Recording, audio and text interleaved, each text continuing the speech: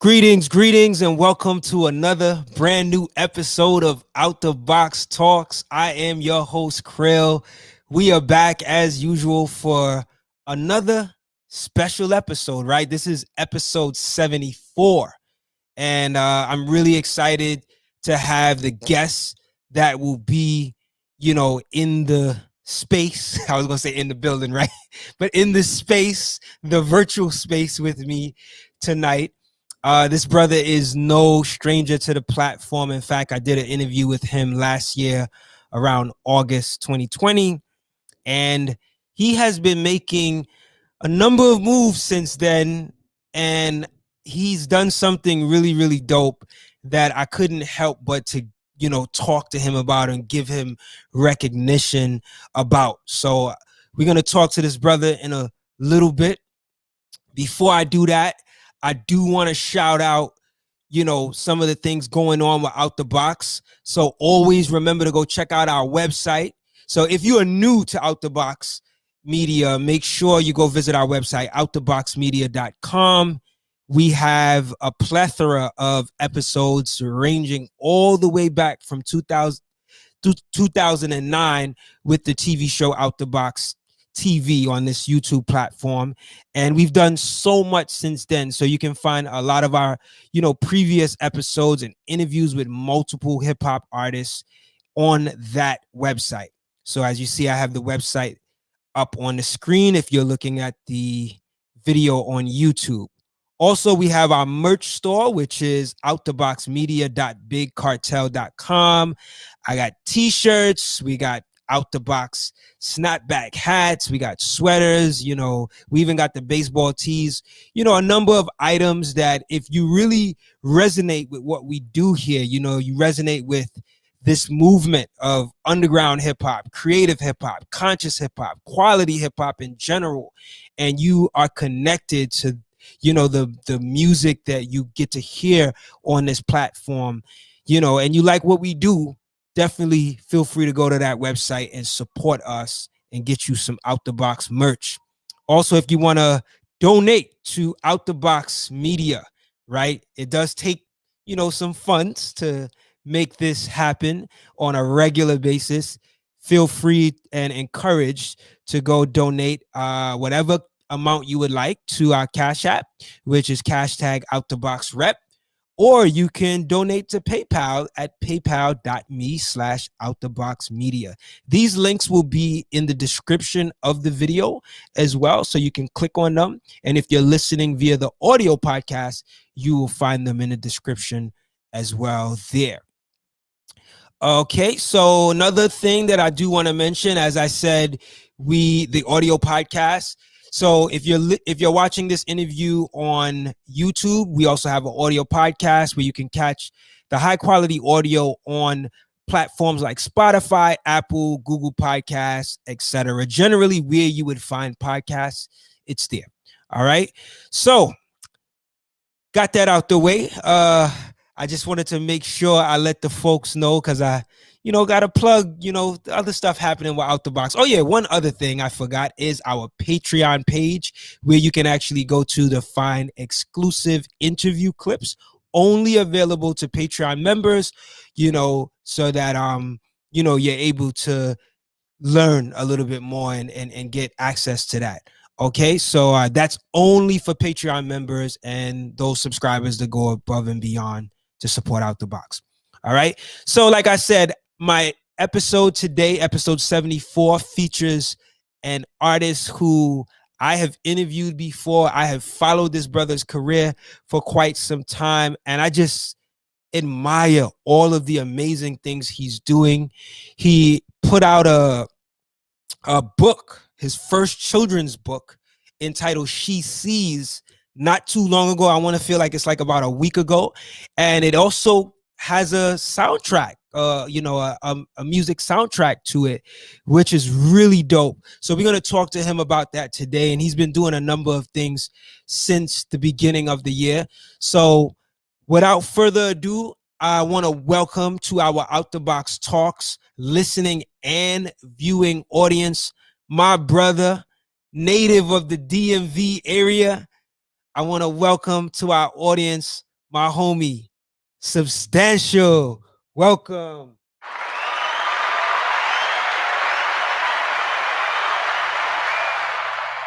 Peace, brother. How you doing, Sub? How you doing? Welcome. Peace, man. Thanks for having me again. Yes, thank you, man. I'm so glad to have you back. Like I said, you know, you got this new book out. Very, very inspirational when I saw that you were putting this out. So I definitely want to talk to you about that. But since we've last spoke, which was August of last year, I know you've been doing a number of things. Take a moment to tell the people what's been going on with you since that point up to now. Man. All right.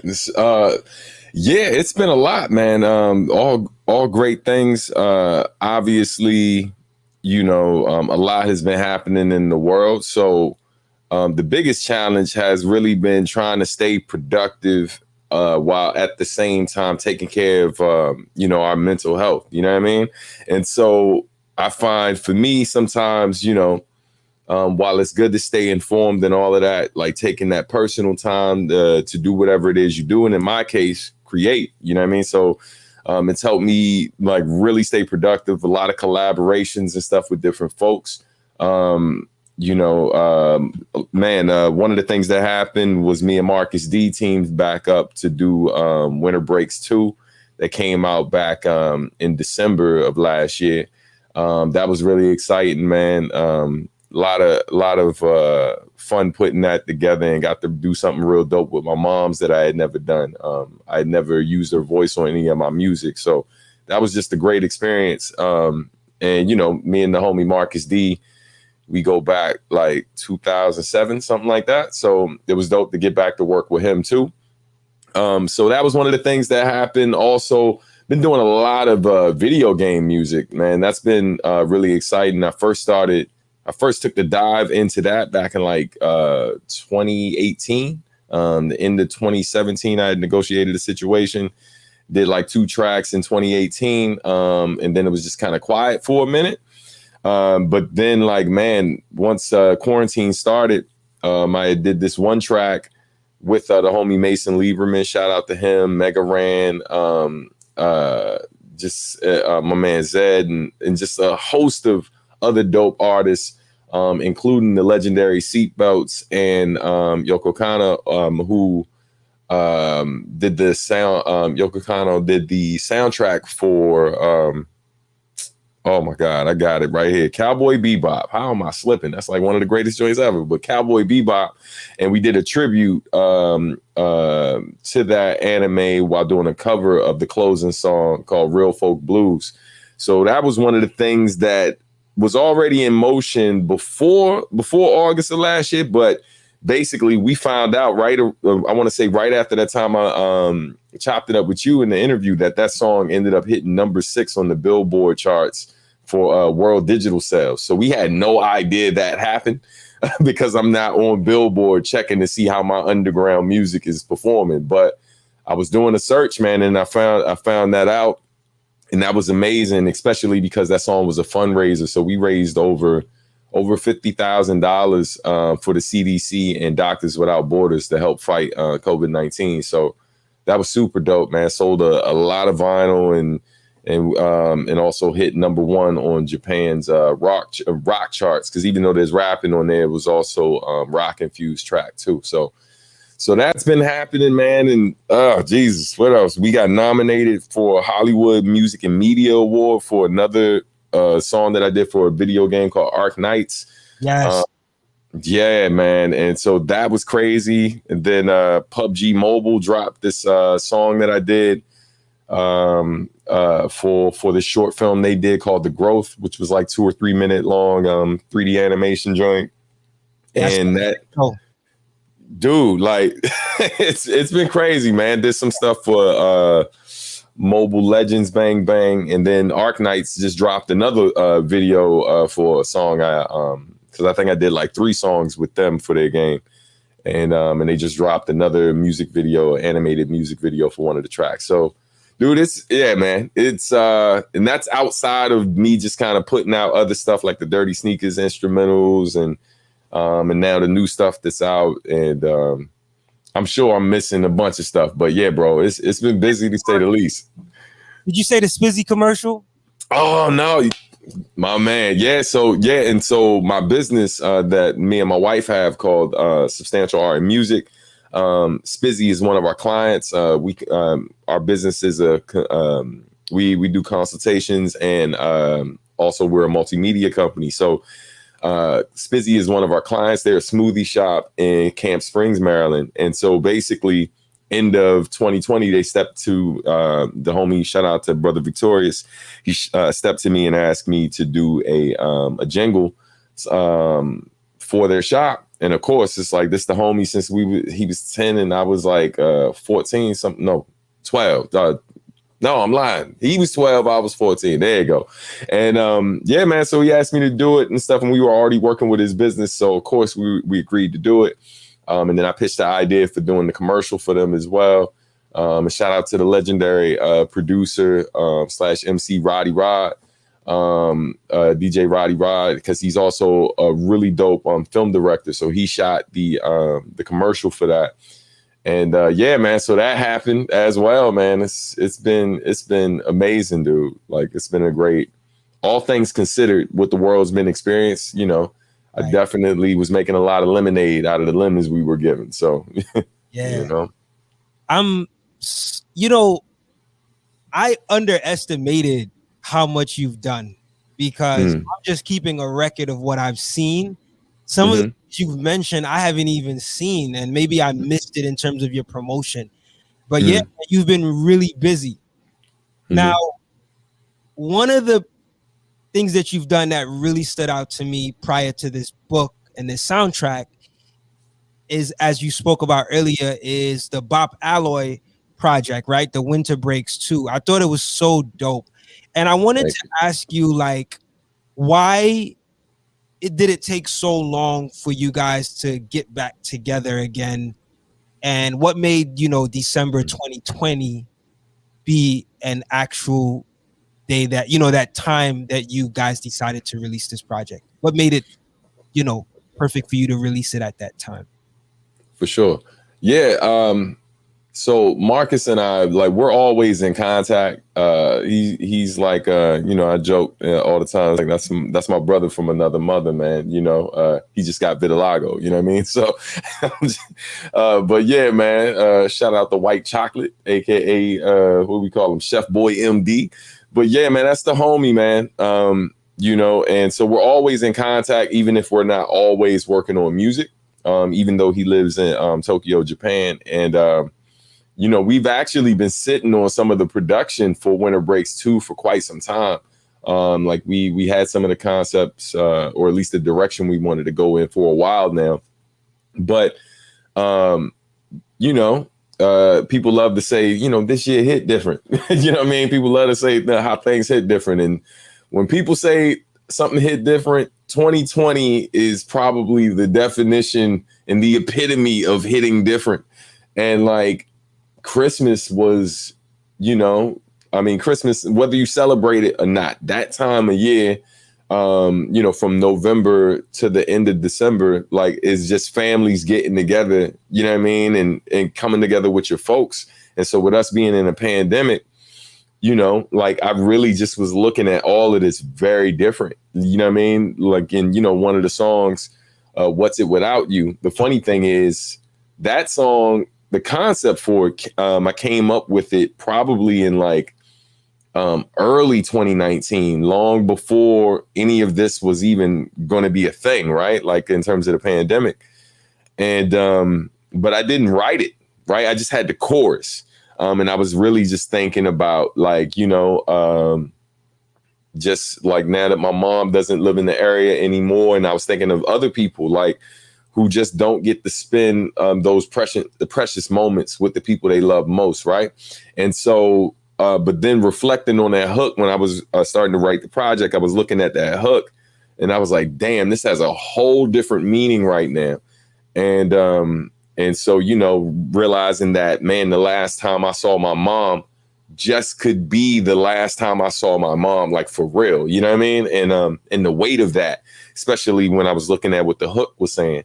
And so then the homie, shout out to T Lucas, who I did the Dirty Sneakers project with. We were fresh off the hills of doing that and talking about different ways to keep the momentum going for his growth and getting him some more exposure, because he's an underrated dude, man. And so, just trying to give him light whenever I can. And his father died, you know what I mean, in the midst of the pandemic, not from COVID, but still, you know what I mean? The stress of not being able to be around him the way he wanted to because of the fact that the pandemic was going on and his father was really sick already. And so when he lost him, originally the song was just going to be me, but me and Pismo on the chorus. Shout out to Pismo too, another great dude, man. I hit him up and I was like, yo, I really want you on this song. And I don't know how comfortable you feel about talking about your dad, because I know it's fresh, but I feel like, you know what I mean? That was a really uncomfortable thing for me to ask him, but that was the vision I had. I was like, yo, when I realized I wanted him on it, I just told him, I was like, yo, I feel like that's what this song is about. You know what I mean? So if you're comfortable with it, and he came through with fire, and yeah, man, yeah. Would you say that all that was happening in 2020, I guess in relation to the pandemic and just, all of the other things that was happening that was a struggle, generally, did that have an impact or a motivating factor in you saying, you know what, I think getting this record out is a good time. I feel like, you feel like people might want to hear this, Did that play any part in releasing Winter Break 2? Yeah, absolutely, man. We when we first came up with the idea of just doing the Winter Break series, in general, our goal was to take the concept of the holiday record and discuss things that we don't typically hear in holiday records, for example, I've worked in education for over 20 years. And one of the things that I've never really heard in most holiday music is what children and families experience during that time, like the ones who are really, really in the struggle. Because in education, one of the hardest times of the year is that period of time, from Thanksgiving to past New Year. That's a really tough time for students. In fact, when I was a student advocate, which was, was kind of working with the counselors and different people to work with the most at-risk youth, the kids who would talk about suicide the most, or usually I hear those conversations or have those conversations with kids usually close to the holidays and a little bit after, middle of the school year type of situation. You know what I mean? So having that in mind when we were talking about the different issues from the first project to now the second one, we're looking at the world, looking at the state of things. It was just the ideal time to really kind of, again, make a record that, yes, celebrates the holidays and stuff, whether you celebrate Christmas or Kwanzaa, but also, just kind of acknowledge where we are in this moment, what we're experiencing, how different the holidays are going to look, and acknowledging the struggle along with the joy that comes along with this time of year, just to have that more balanced outlook. Because there's celebratory songs on there, and then there's songs that deal with heavier content. Definitely. Yeah, man. Thank you for breaking that down. So I want to talk to you about the children's book, your first children's book. Let me give you some applause for that, because man, I know how it is to want to get something out, right? Something that you're approaching for the first time. Talk to me about what initially made you interested in doing this children's book titled She Sees.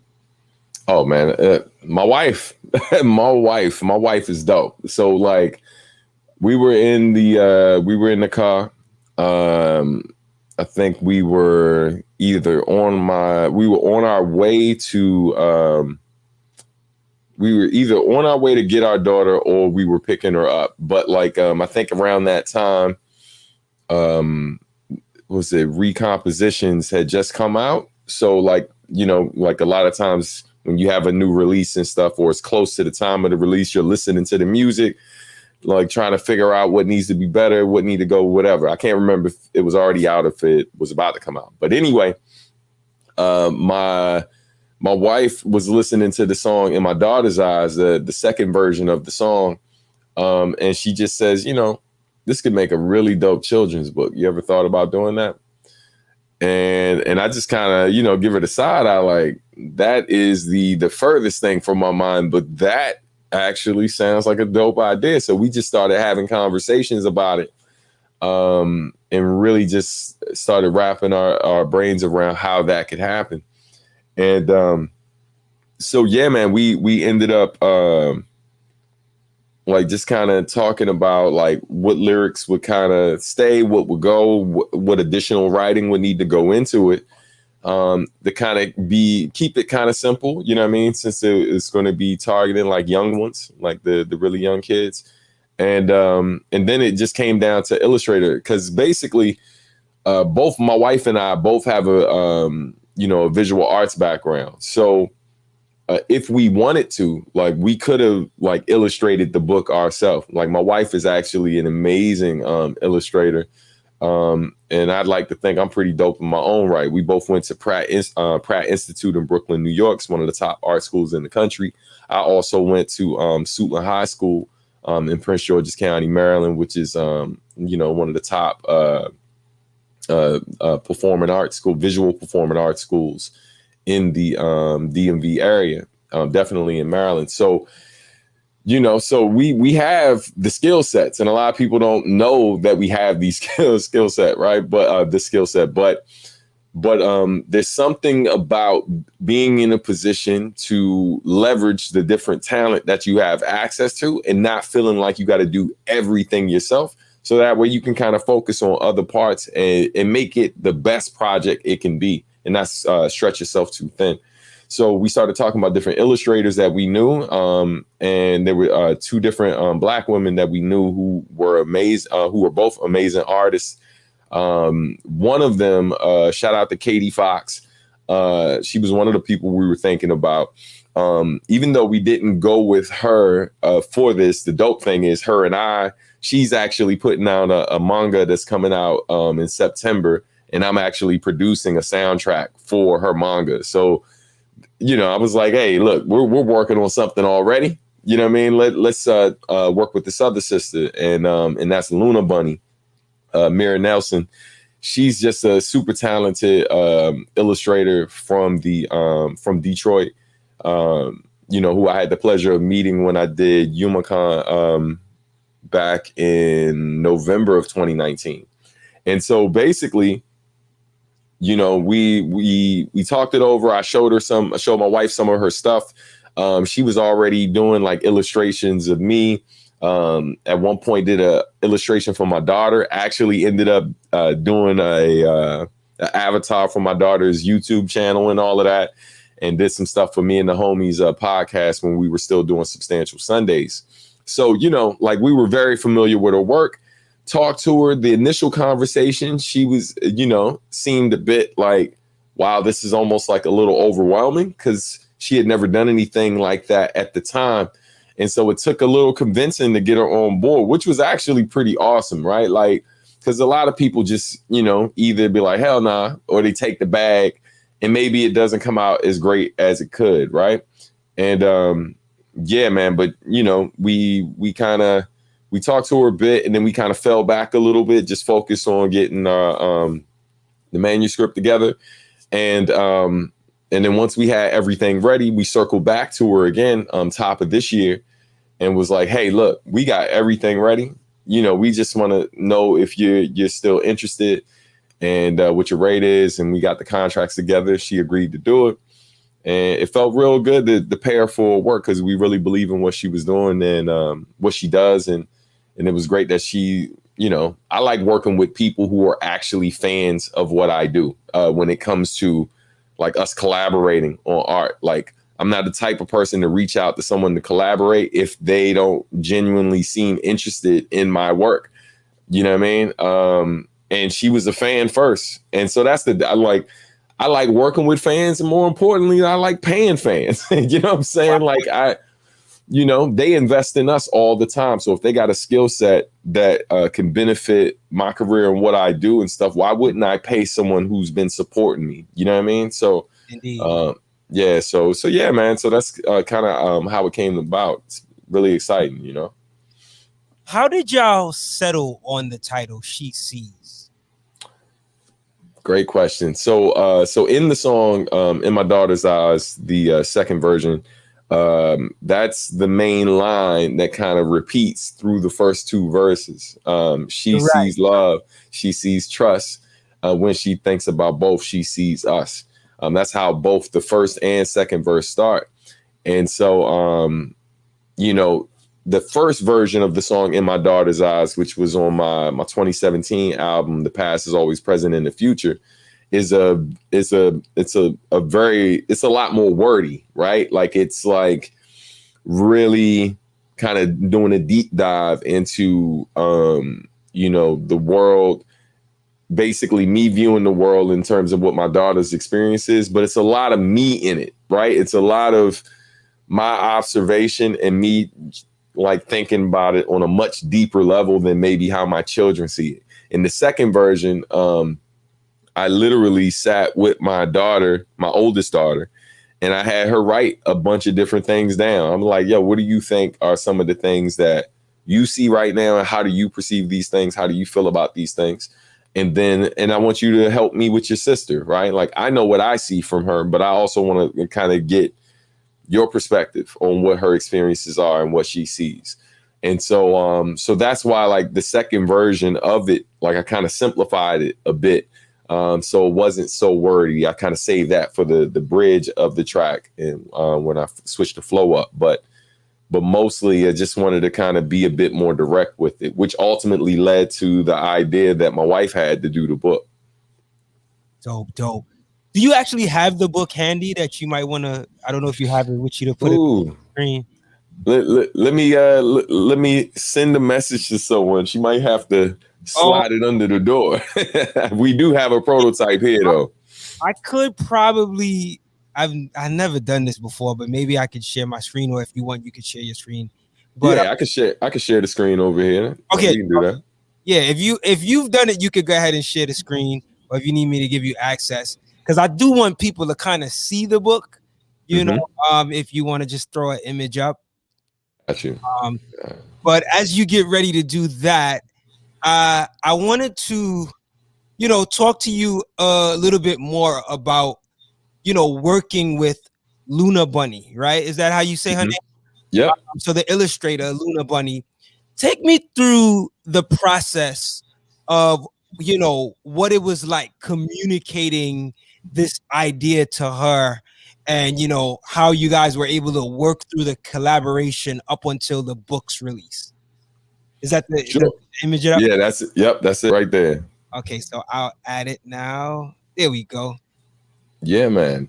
So yeah, so working with her was awesome, but I want to make sure that I give my wife all the flowers right now. My wife, man, besides coming up with the idea, she's also the editor of the book. And what she did was, like, she kind of she took the reins and really just kind of helped come up with a lot of the concepts for what the drawings could be.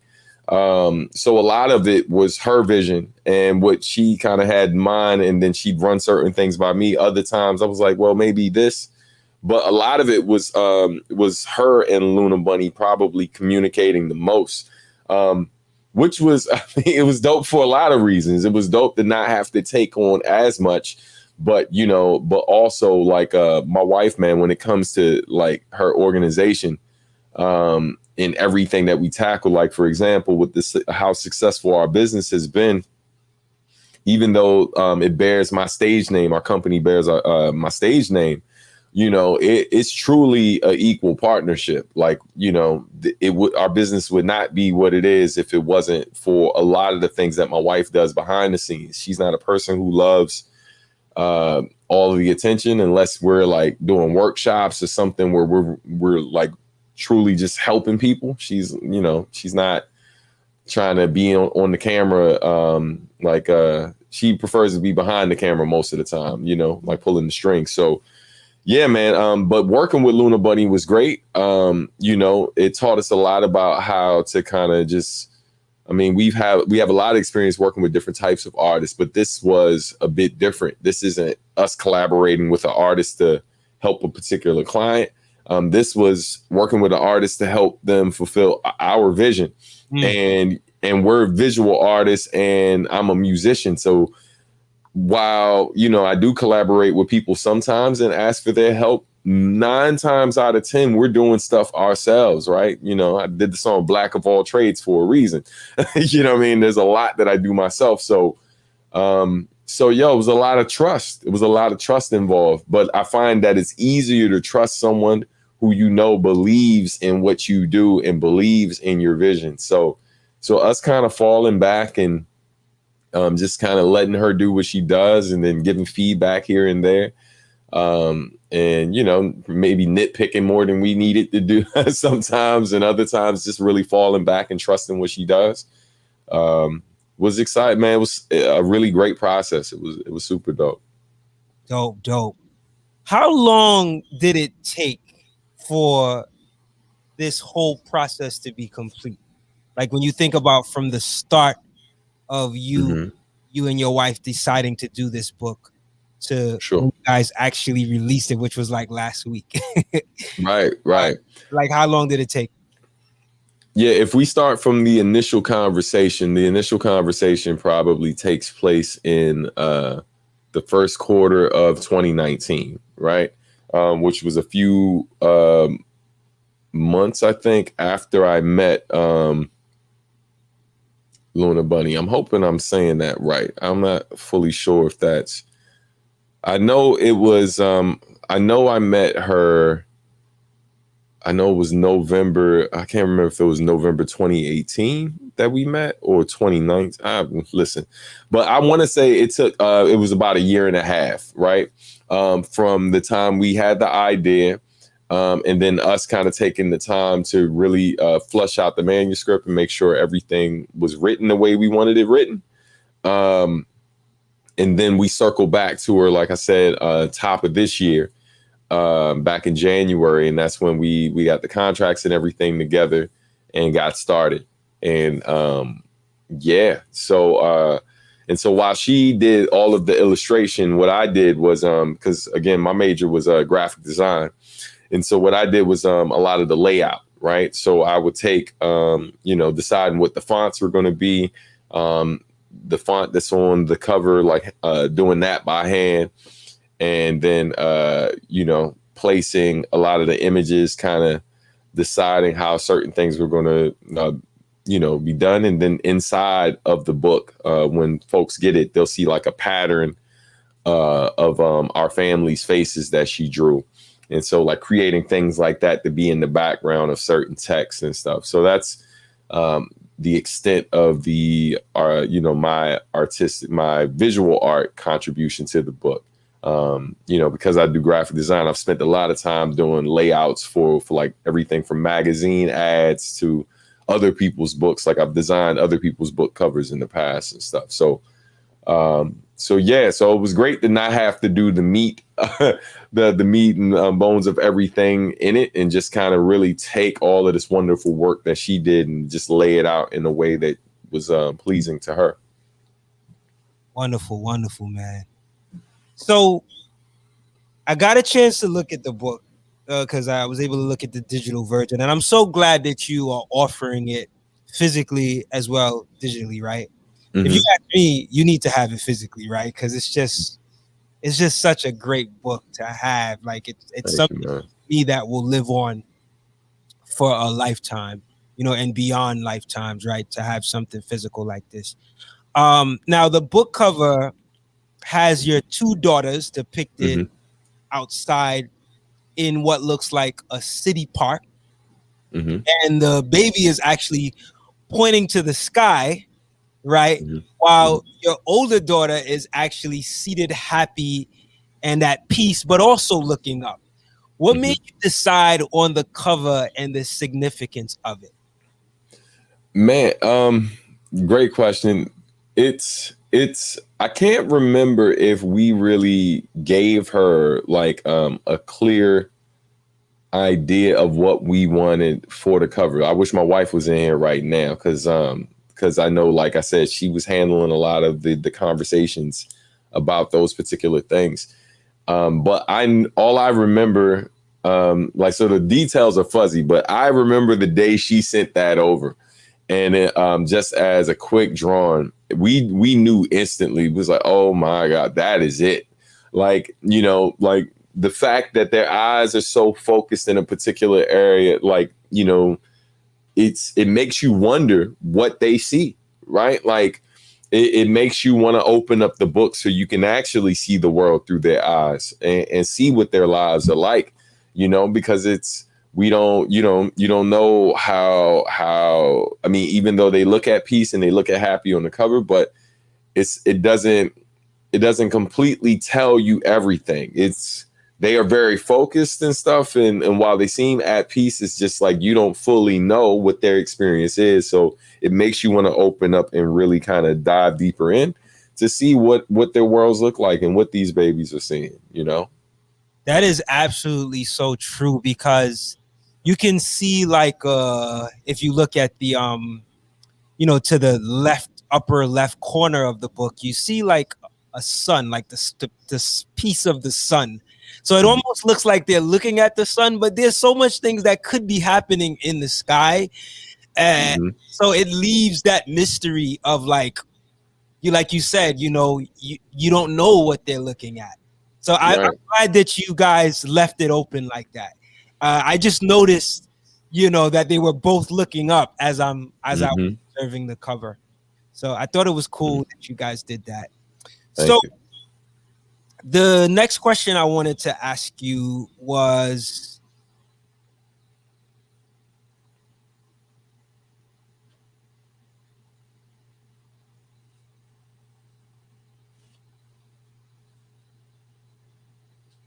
I'm sorry, Mm-hmm.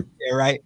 Okay. Yeah. The next question that I wanted to ask you was how your daughters felt about the book, knowing that it's actually them in the illustration and the story. Like, did you get a chance? I don't know if the baby is able to like understand anything, but like even the older one, how did they feel about knowing that uh a children's book was based on them and your family?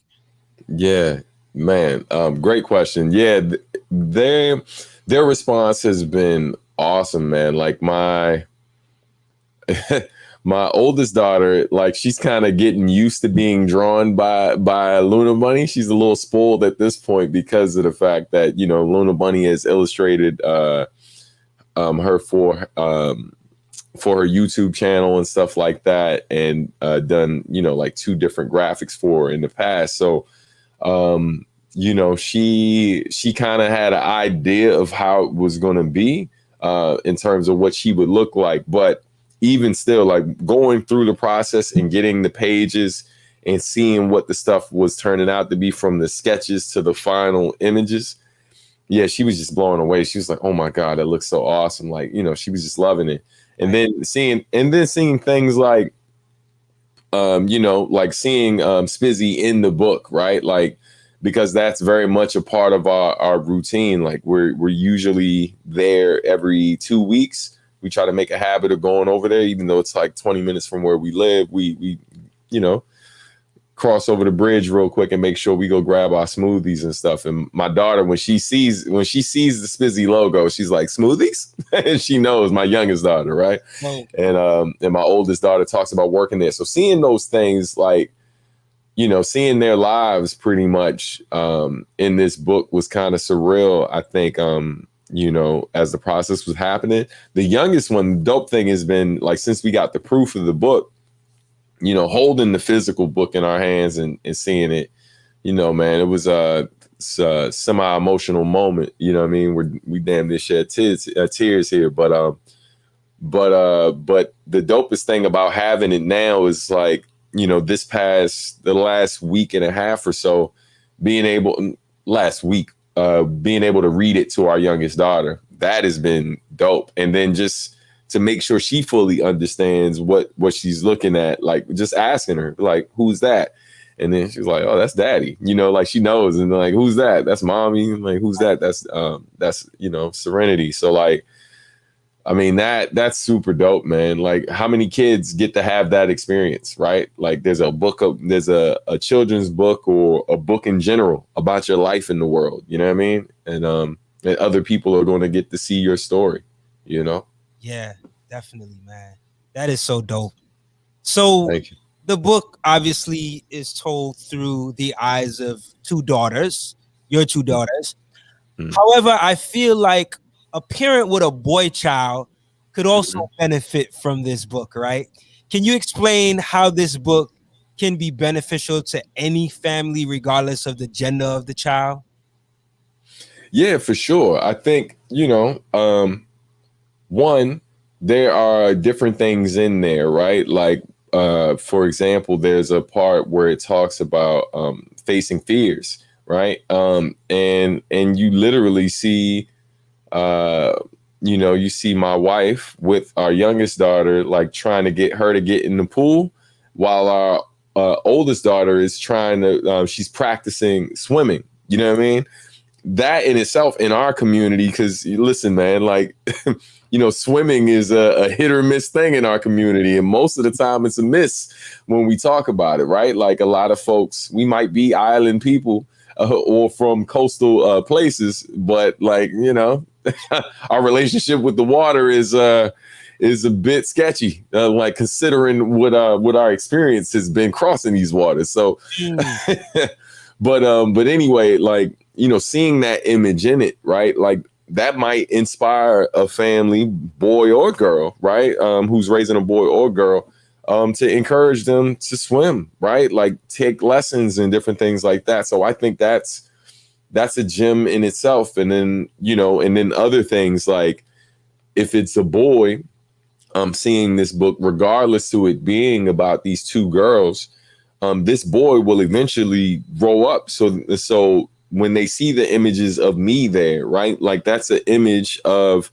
a man who once was a boy, who ultimately grows up to be responsible for his family and provide and take care and do all of these different things. So seeing that role in the book, I think male or female, could inspire a lot of different things, right? And just that presence, not just presence, but actually active as well.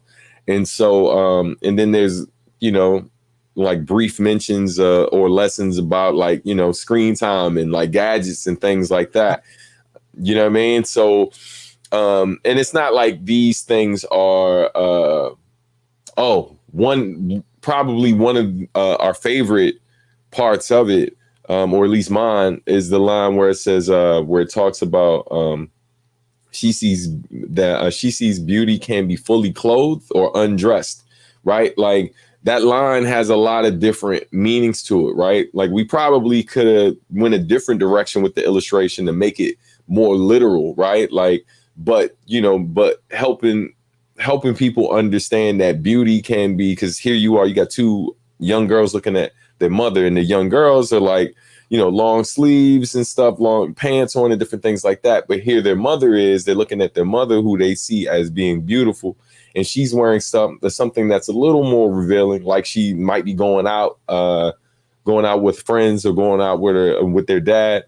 But like just understanding that there's no like the standards that the world tries to create for beauty, right? Like you are beauty, whether you are in your clothes or out of them. You are beautiful, whether you are, you know what I mean? Like dressed up and all fancy, or you're just out here with a t-shirt and shorts on, right? Like right. Beauty's a lot deeper than this surface level stuff. And so I feel like those these lines are simple enough where it leaves room for broader conversations and stuff. And I think some of the imagery will help kind of push those conversations along. And I feel like it's beneficial, like to any family, whether you got all boys in your house or you got little girls in there. There's Definitely. conversations to be had. Definitely. Speaking about the page where you just referenced, where it's talking about, I think it says, she sees laughter, she sees tears, she sees some run while others face their fears. And then the page right after that, that's the page you were talking about with, your daughter learning to swim. Mom is there, your wife is there with her. I noticed that there was a sign to the rear, right next to the pool, like on the wall of the pool. It says something like, be careful, right? And what was interesting about where that sign was placed, when I looked at the scene and I thought of that sign, and then I thought of the text that spoke about, like you said, it says, she sees laughter, she sees tears, she sees some run while others face their fears. What I thought about was, here's this child learning to swim, which could be fearful, right? But that sign is also saying, be careful.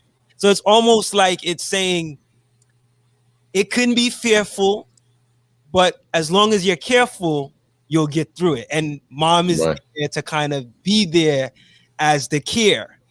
Like, was that sign placed there for that meaning? I noticed some of that in, like, there's, like, we call it double entendres, right? In rap, but like even in this book, there's, like, double meanings and symbolism going on. I was wondering if that was kind of where you guys were going with that particular depiction. So the great thing about it is, like, this is as much, our creation as it is the illustrator, right? Like, in that particular instance, I mean, the initial sketches were just of them swimming, but the decision to add that sign in there, which adds all those dimensions you're talking about, was completely her, right? Like, we gave her the idea of them in the pool and all of that, but ultimately the decision to add that sign, which adds that other dimension to it, came down to her. So when we saw it and then we saw the sign, and it's wild because every time we read the book, even though that particular sign doesn't, it's not necessarily a part of the original manuscript. Right. That's a part that we always stop with our youngest daughter to reference, to read what's in there, right? Because she's heard this language from us before, where it's like, when someone says, be careful or take your time or this, that, and the third, a lot of times people respond to it like it's stop, right? Like, or like you're trying to discourage them, when it's really like, no, like, go ahead, go forward. We're just saying, as you go forward, just understand, we live in the world and the world ain't always great to us. And there's some dangerous stuff out here, but we want you to go forward, just as you, like, take care as you move forward. And so yeah, man, it's crazy. Like, I can honestly say that it wasn't necessarily the goal to kind of create this deeper thing with that particular part. It's just something that just kind of happened. And those are kind of the best moments where it kind of happens more organically, and it's not a forced thing, Right. Yeah, man. I think there are multiple moments in the book that are like that, and just like a good listener of hip hop music or a good listener of music, you tend to find new things as you go back and listen to music. I think this book is illustrated in that way as well. It's very simple, but there's a lot happening, right? And I love the fact that you guys didn't just, sugarcoat it like this. Everything is all love and peaceful. Like, you guys showed some elements of reality, but overall there was this understanding of persevering and love and commitment, and we'll get through this, So I thought that was really cool, like the overall message. Now, I did have to ask you, even with your explanation of the book being, you know, a book that it doesn't matter what gender of the child it is, it can someone can relate to it. I did want to ask you because it sounds like it's the perfect setup for a he sees or a volume 2, right? Right. And Right. I'm just curious to know if that's something you guys have thought about yet. Maybe it's with, you know, maybe it's told through the eyes of a family member that you know that has a boy child, or you know, maybe it's inspired Yeah. by that. But I just see a perfect setup. Yeah. He sees. So I wanted to know if that was something that you guys even, you know, considered or even crossed your mind. Yeah, it's something that, I mean, you know, I think anytime you're dealing with something that deals with one gender and gives a lot of attention to one particular gender, ultimately, people who appreciate it are going to pose the question to you, like, "Hey, what about these folks over here?" And so instantly, I think going into this, like in the back of my mind, I feel like that's the easiest next step, right? And it makes a lot of sense. We haven't really, because we're still in the thick of it right now with the current book, so we haven't thought that far out, like as to like how we're going to go about doing it, and whether or not for sure that's going to be a second book. But I think, as with a lot of the stuff that we do, we pay attention to our audience, and and we listen, right, and we see where their interests lie, and and as much as we love to create original things and kind of do go in the direction our hearts take us, the fact of the matter is, as a business, like, we always take into consideration what our audience it's kind of leaning toward as well. So anything's possible. We have a lot of ideas, man, in terms of not just like with books, but a lot of different things. And so, so we're going to I'm not saying no. I'll just say that. I'm not saying no. Right. I'll say this as well. I think you guys, with the title of the book, it made even more of a better setup, right? Because you guys title it She Sees. So it's easy to just now take the S off, and right. now you have He Sees. So I don't know. I mean, it obviously it's up to you guys in terms of what you want to do. But I think it's like you guys are like perfectly set up for that to happen in the future, even with just how the title is set up, So something to consider. Yeah, for sure. We appreciate it, man. Indeed. So, let me see. I got another question for you. So now, the song that the book is inspired by is called "In My Daughter's Eyes," and the actual text in the book comes exactly from the lyrics in that song, as you alluded to earlier. But it's obviously not every lyric that's in the book, right? So when I listened to the song again, I was like, you hear most of the lyrics, but there's some lyrics that are omitted. How were you able to choose which lyrics you wanted to use for the text, and which ones you said, you know what, that doesn't make sense to add to the book?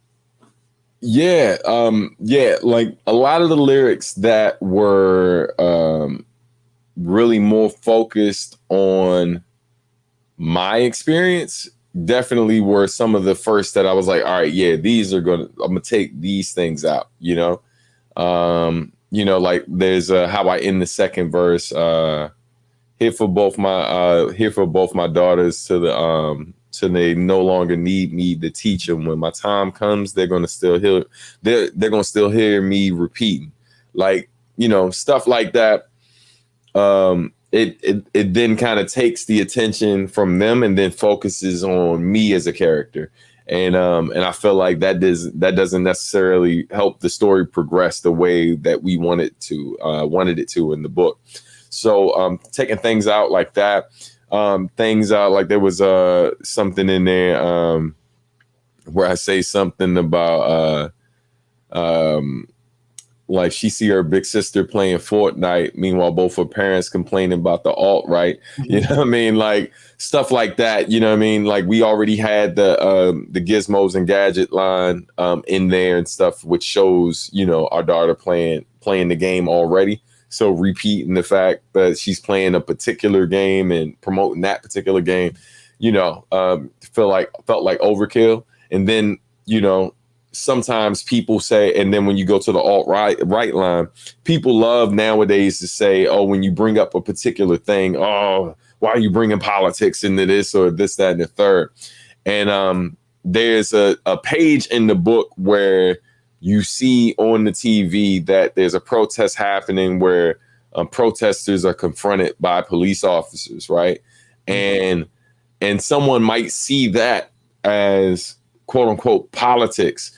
And one of the things that I hate that people do is like, yo, people love to say that. And it's like a lot of the people who are dealing with some of these things, politics may affect a lot of people's lives, but people aren't sitting around thinking about politics as their life. They're just living. You know what I mean? These are just situations that people are in.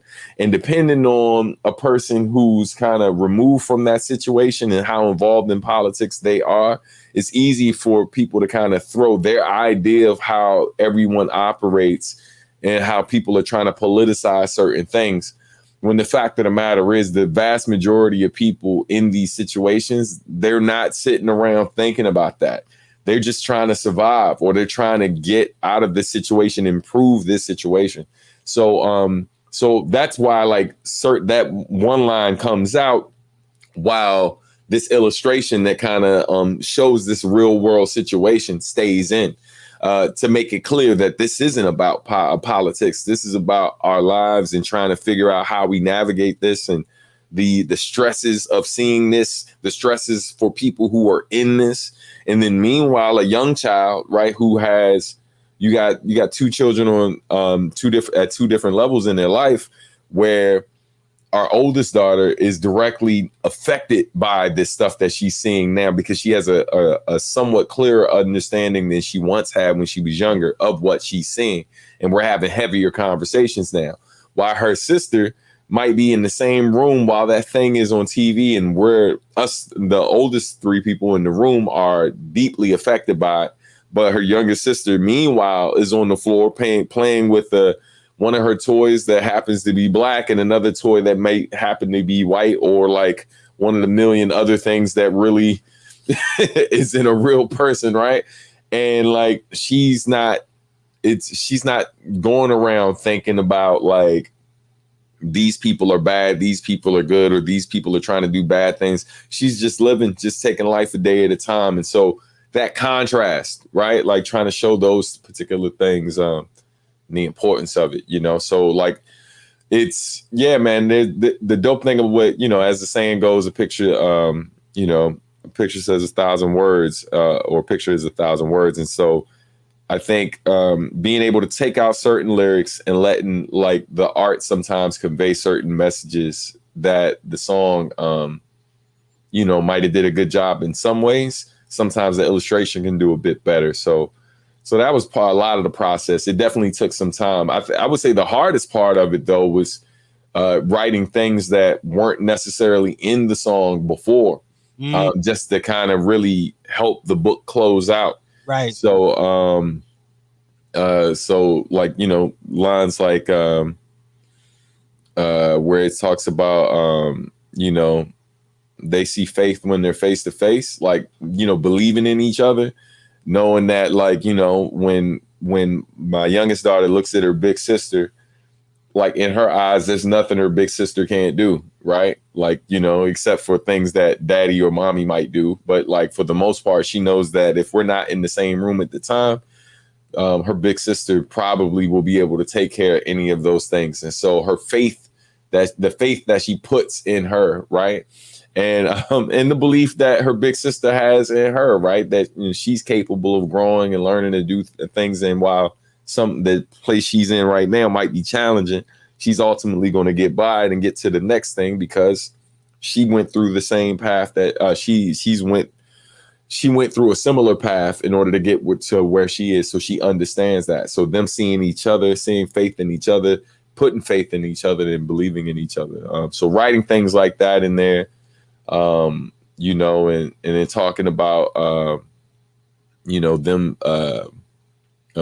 seeing the future, but being able to see themselves and like, and what that line really means. Like, you know, we're in a day and age where, yes, we're speaking life into our children and trying to lift them up, but more importantly, well, not more importantly, but just as important, like they're able to look around in this climate that we're in this day and age that we're in now, and see more representation, more people who look like them, whether it's on television, whether it's in books, you know what I mean, or other content that's being distributed. They're able to see themselves and see themselves in the picture.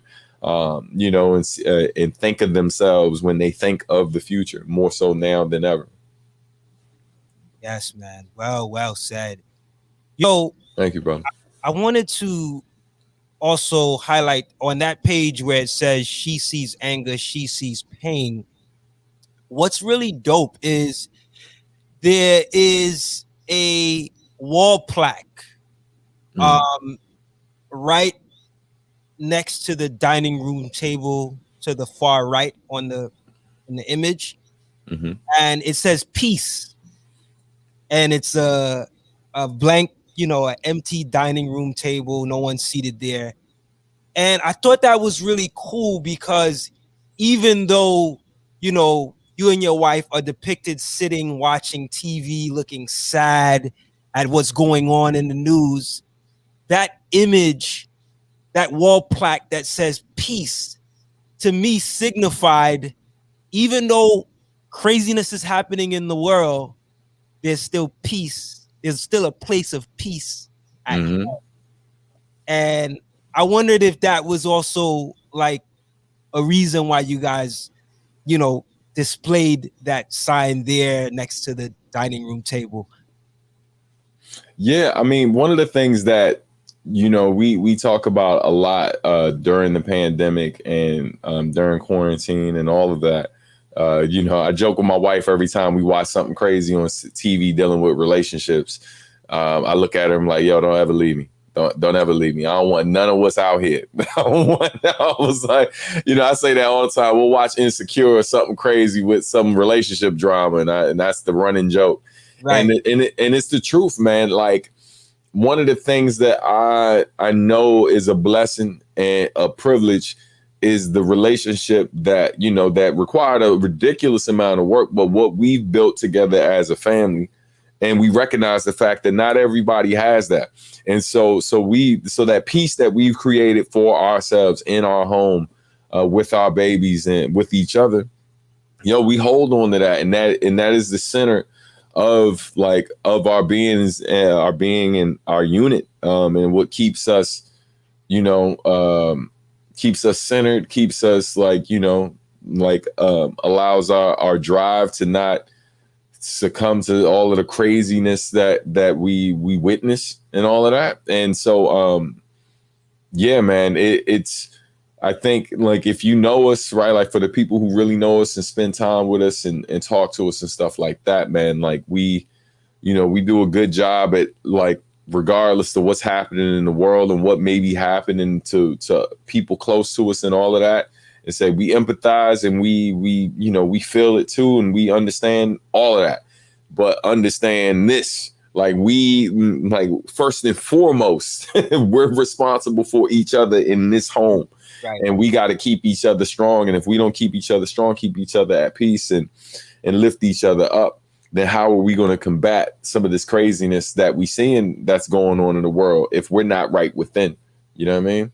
Absolutely. You have a lyric from that same song that the book is inspired by, where you say she sees movement, she sees music, she sees that there's more than one way to use it. When I sat and observed that line, I said, man, that's a really profound line. And I'm so glad that you chose to put that one in the book. Can you talk more about the deeper meaning behind that line and why you chose to add it?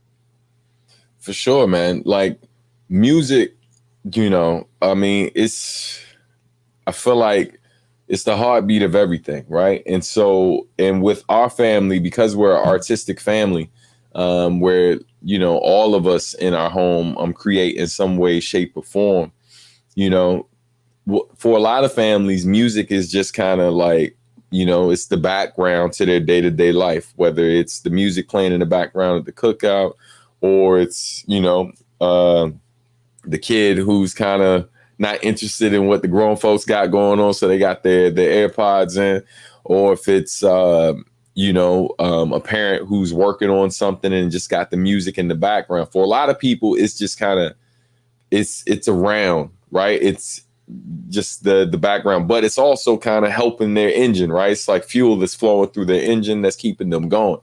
And for us, you know, like music is a lot of different things. One of the things you said to me, like before we even got started, was just talking about the inspiration that you get from maybe not just my music, but just a lot of what I'm doing.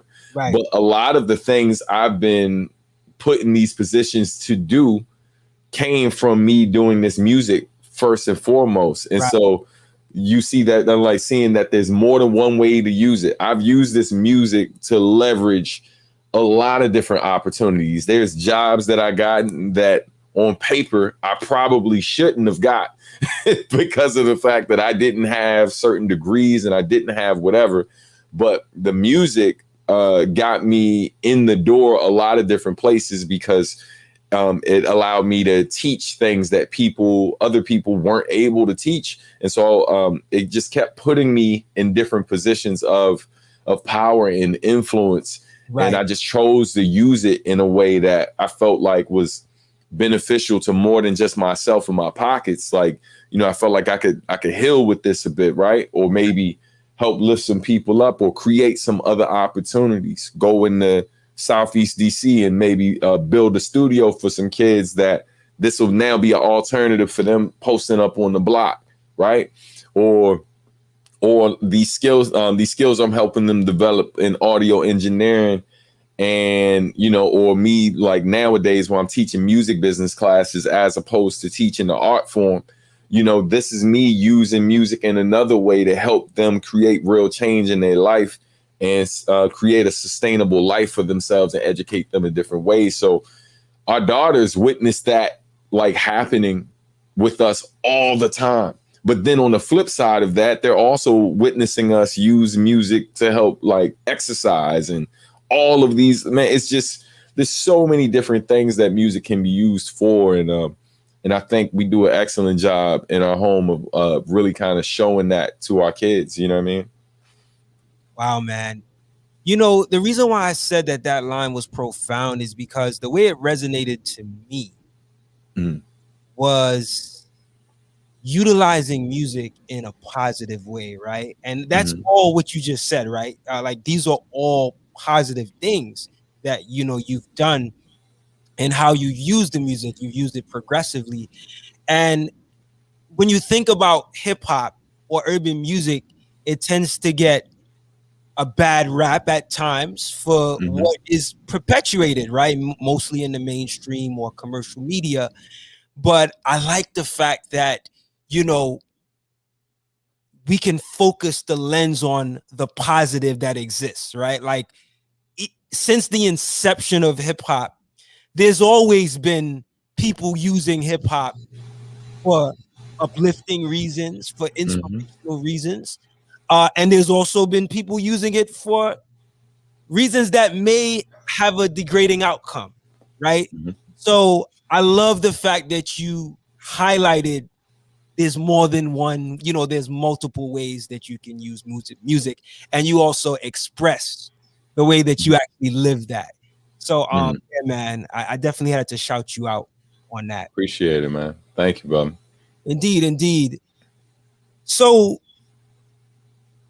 I like how you know, chose to end the book with the idea of faith and hope. Tell me, if you had to just kind of sum up what you would like, the impact you would like this book to have on fathers, or, you know, parents who would read it to their daughters or sons? Like, what's the overall impact you would like this book to leave, the impression you would like it to leave on families? Yeah, for sure. I think definitely, starting with the basic thing is, encouraging literacy, right? Like just getting folks in the habit of reading with their children more often and stuff like that. That's something that happens every day in our house. Like bare minimum once a day, sometimes more. And so just encouraging that more and more, right? But then also the great thing about like some of the things that is seen that are seen in this book, these are things that will hopefully lead to conversation, right? And so maybe having these lines that aren't like spelled all the way out in terms of what the exact meaning is might lead to either the child asking a question or the parent posing a question to the child about, when you hear this, what does this mean to you? Or when you see this particular image, like, what do you think of? What does this make you think about? And I think sometimes as parents, like, especially with the little ones, we don't think that we can have these conversations with maybe, a 3-year-old, a 4-year-old, a 5-year-old, right? But when they see something, right, like the wheels start turning and they're trying to process what they're seeing. And I think, there was a woman one time, man, I never forget this. When I only had one daughter, when my oldest daughter was like really small, there was something I was saying to my daughter about, I was just words of reinforcement, right? Where I'm just, or encouragement. It was like, oh, great job. I like how you did that. Thank you, baby. Good job. And I was just basically saying things like that. Maybe, I'm paraphrasing a little bit, but those are the main things I was saying. And this woman says to me, she's like, why are you talking to her like she's a dog or something? And I looked at her sideways and I'm like, the better question is, why are you talking to your dog like it's a person? Right. Like it was like, I mean, no, it's funny. Like I've seen people say, like, have all types of interactions and, kissing dogs on the mouth and saying whatever, like, interacting with their dog, talking to their dog like their dog is going to say something back. And I'm not saying the dog doesn't understand certain things you're doing, but clearly you care a lot about that dog, right? That you are saying things in a certain way and really engaging with this animal. And the crazy thing is, like, I see people with small children who sometimes don't even use certain, like, they're doing the baby talk thing with them and really not engaging with the little one, right? With the littlest ones. Like they're not fully engaged with the little ones. They're talking at them, but not really talking to them, right? And they're not fully listening sometimes when the baby's trying to communicate. And so and this isn't a judgment to anybody. This is just somebody who's worked around kids for a very long time, for more than half my life, in the different observations I've made.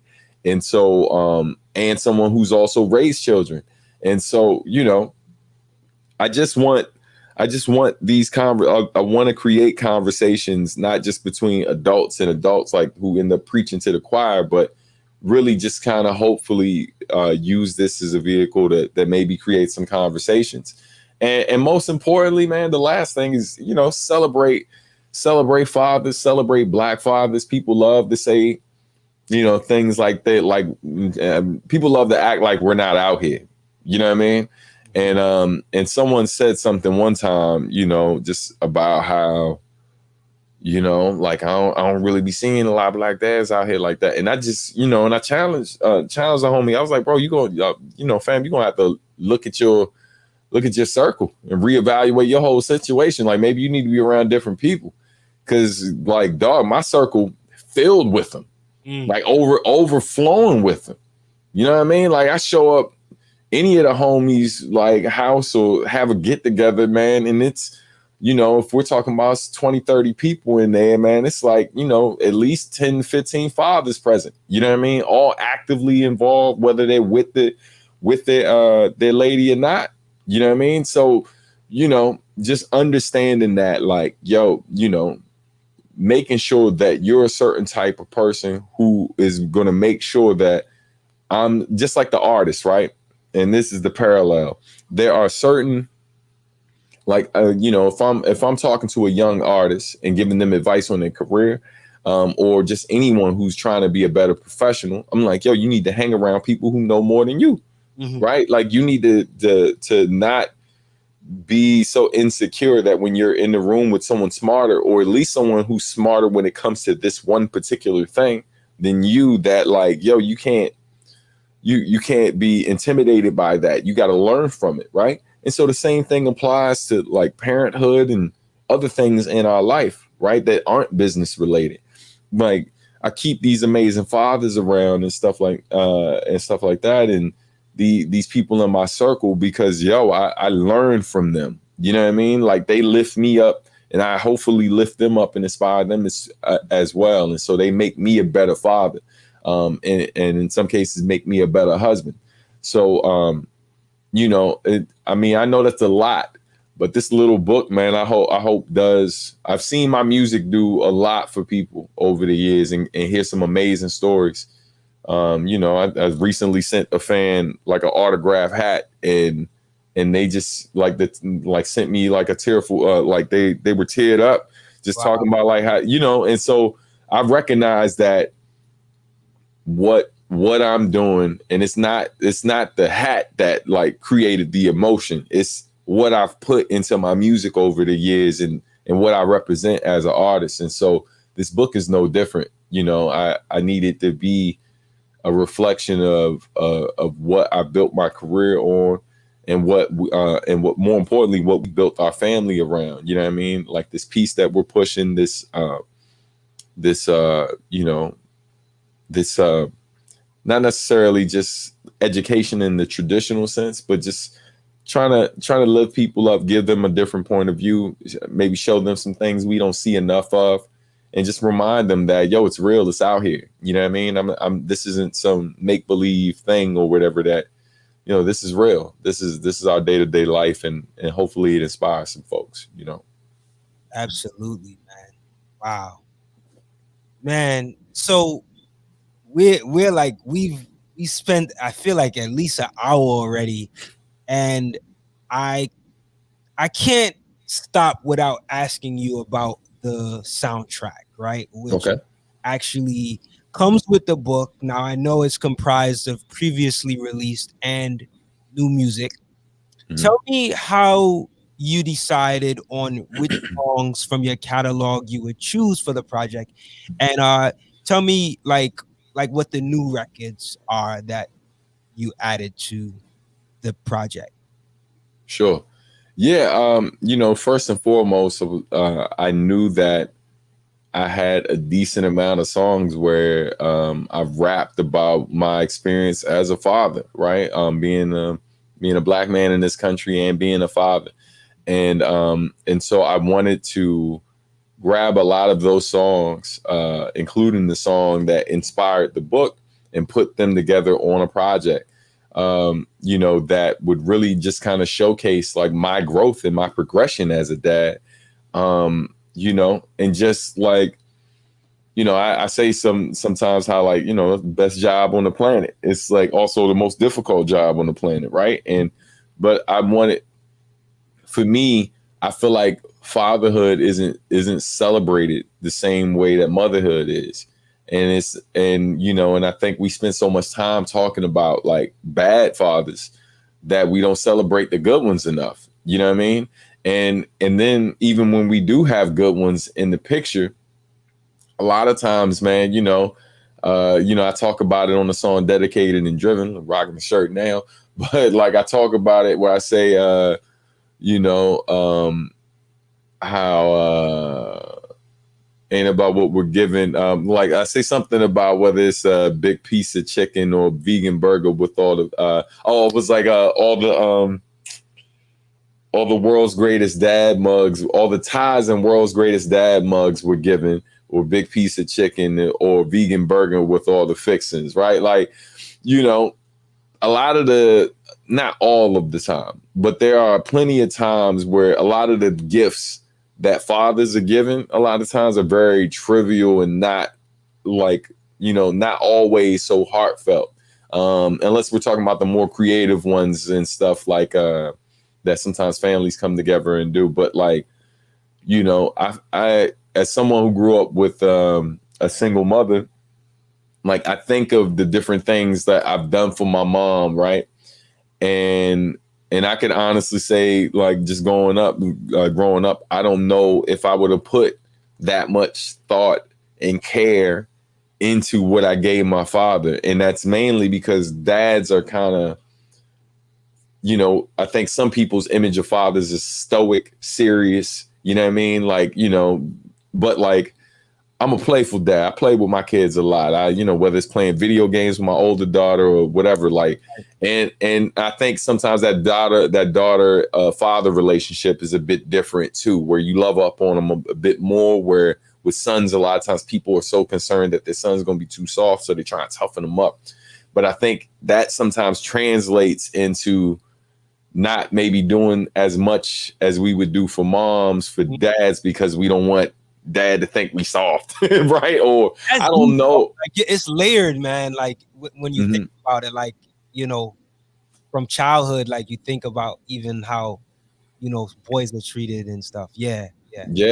I mean, and then another thing that is something I used to think about heavily when I right before I became a father, or I should say right before my first daughter was born, was just like when I looked at the world and how the world kind of publicly treats dads, right? And so this was before, like at the time, there weren't any family bathrooms, right? Like you see that now, and that's a popular thing now, where you go into certain spaces and it says like family bathroom, right, or family room.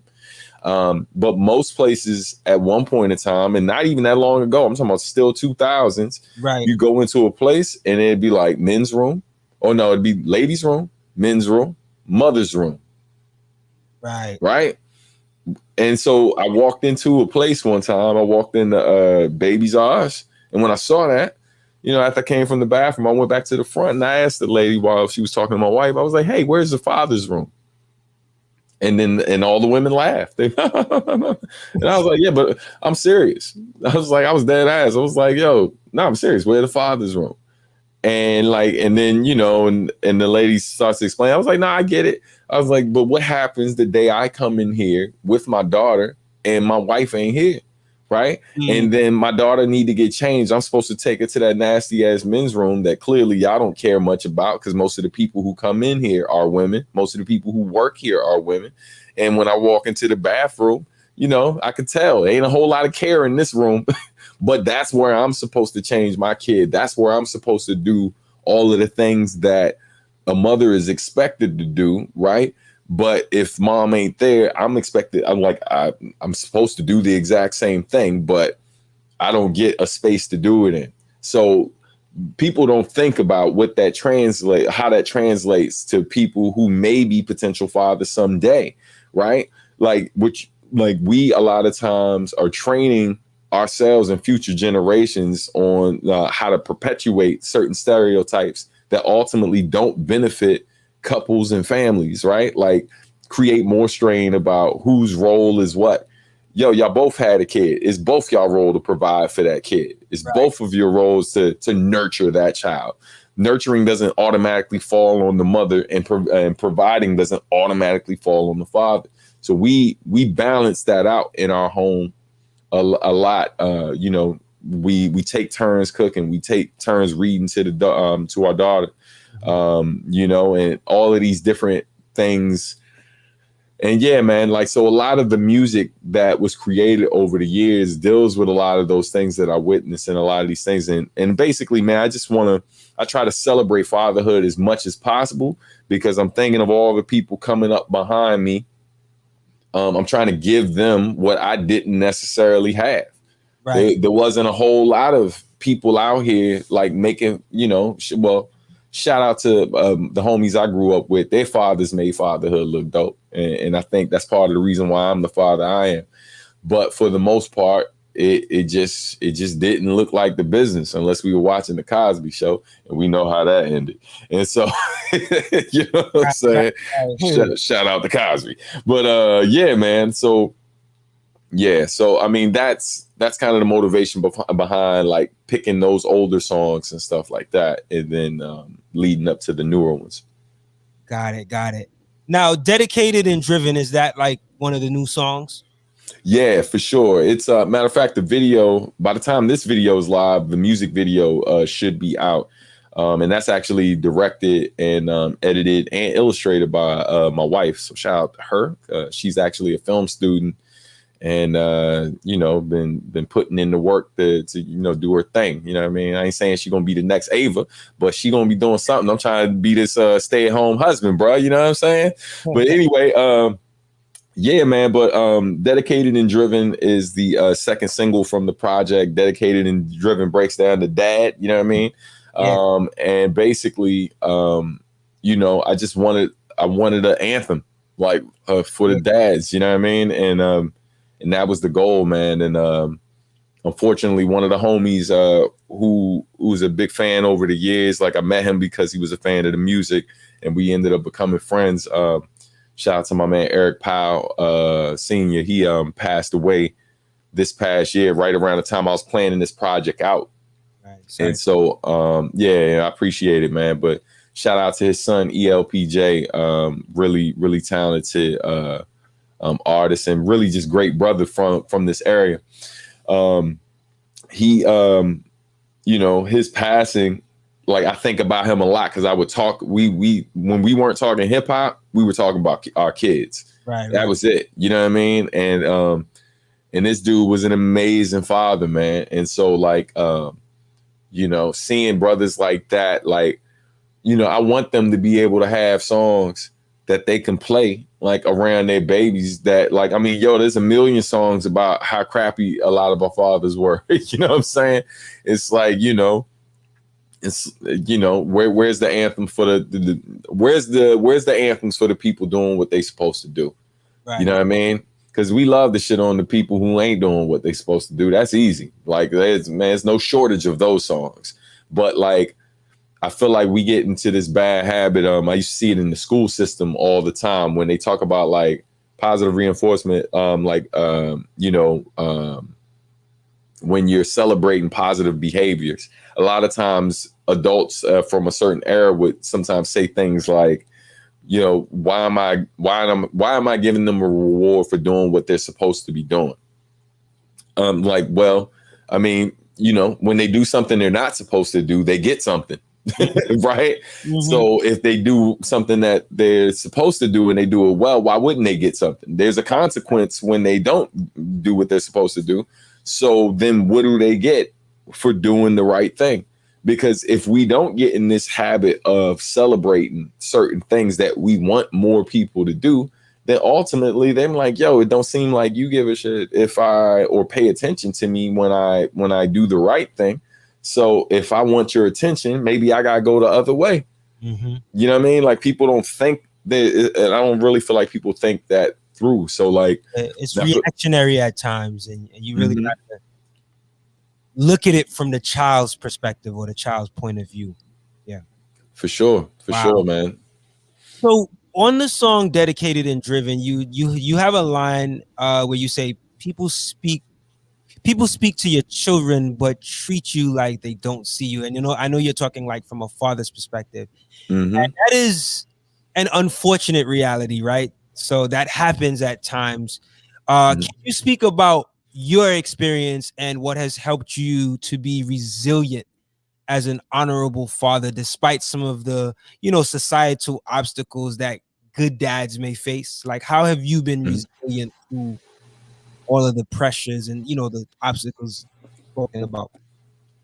Yeah, man.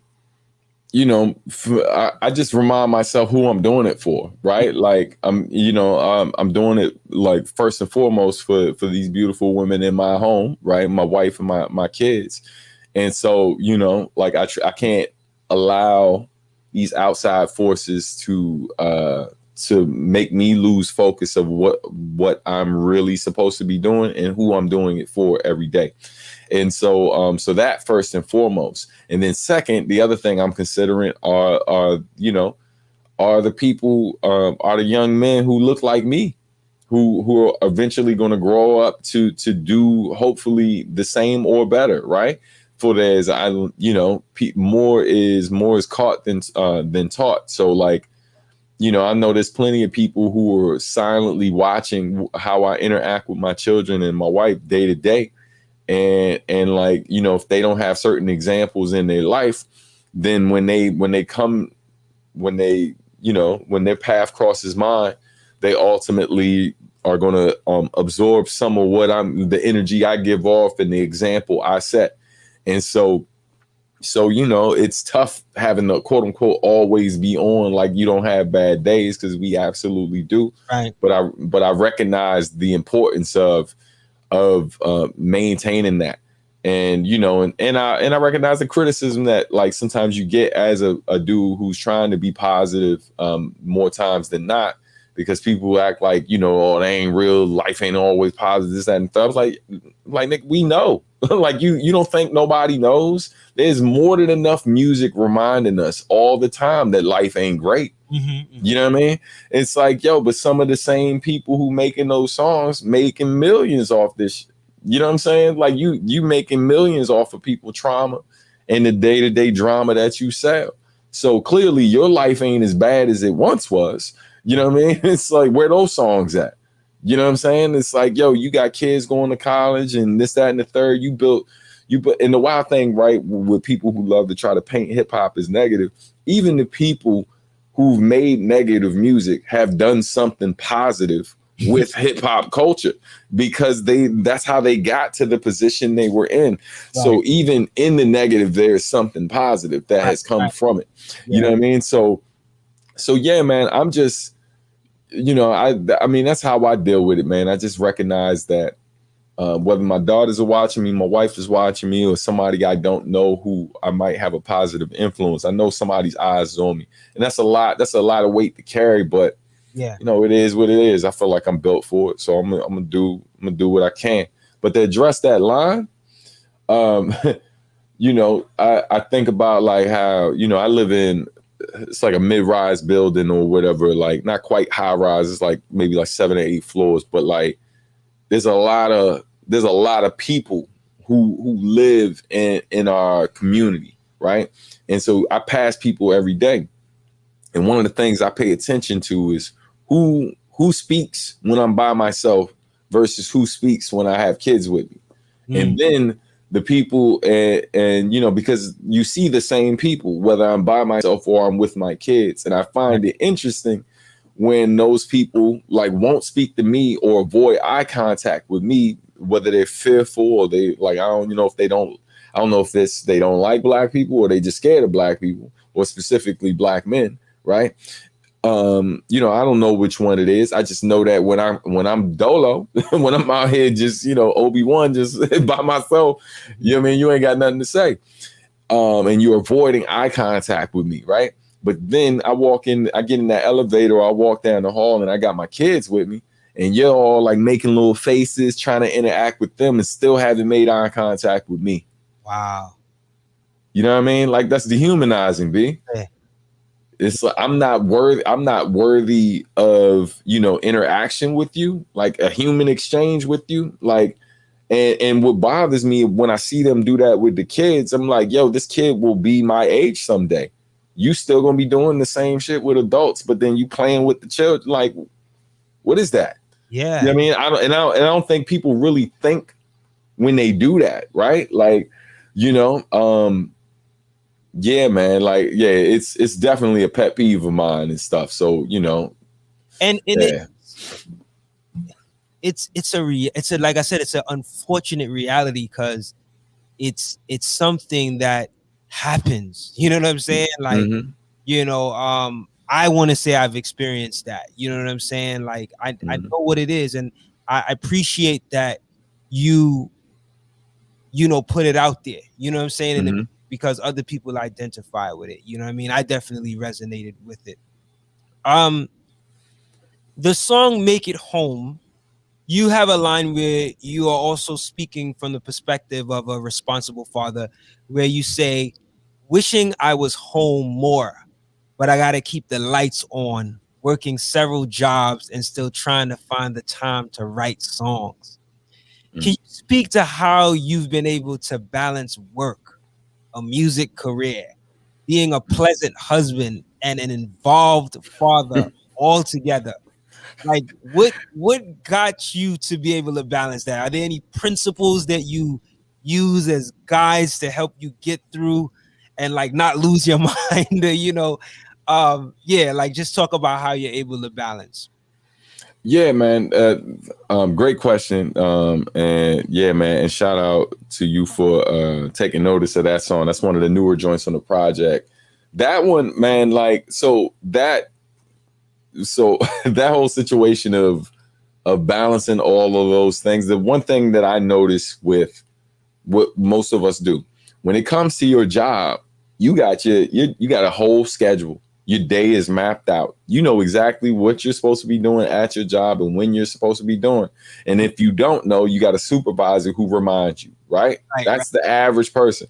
But a lot of folks don't necessarily schedule out their day outside, pardon me, they don't necessarily schedule their day outside of work, right? Like, so, they know that they got to get up a certain time or whatever, maybe to get the kids to school, this, that, and the third will pick them up, and such got this game on this day and other one got, but like, I bring this up because the successful couples that I know, like some of the couples who seem to kind of have it together, like there's a plan, right? They ain't just, there's moments where they might be just kind of, I'll get to that when I get to it. But for the most part, like, everyone is on the same page in terms of what is supposed to be happening when. Right. And then you can leave room for the free time where you just, hey, I'm gonna just do something else, right? But I feel like when I got to that point in my life where I really and shout out to my partner, because we would have these scheduled conversations. We still do from time to time, but yeah, man, we got it set up right now where like, Alexa will come on every few minutes. You know what I mean? Let us know like time to pick up Destiny from daycare. It's time for Destiny's bath, bedtime, boom, boom, boom. Like, it pops up on the phone. It pops up on like the little vocal thing. It pops up on my watch. It keeps everything flowing like, a well-oiled machine. You know what I mean? And it's that type of dedication. Like if you were trying to run a business and make a business get off the ground, like that level of organization and making sure everybody is playing their position. That's what folks do. You know what I mean? Like for companies, right? Why wouldn't you do that in your personal life?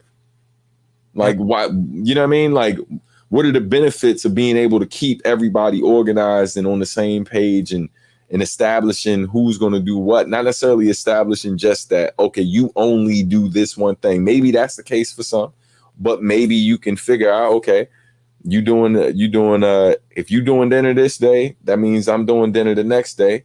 And the night you're doing dinner, I'm doing dishes, and then vice versa. So mapping all that out and being able to see it all, I'm able to figure out, all right, I got time to make music over here, right?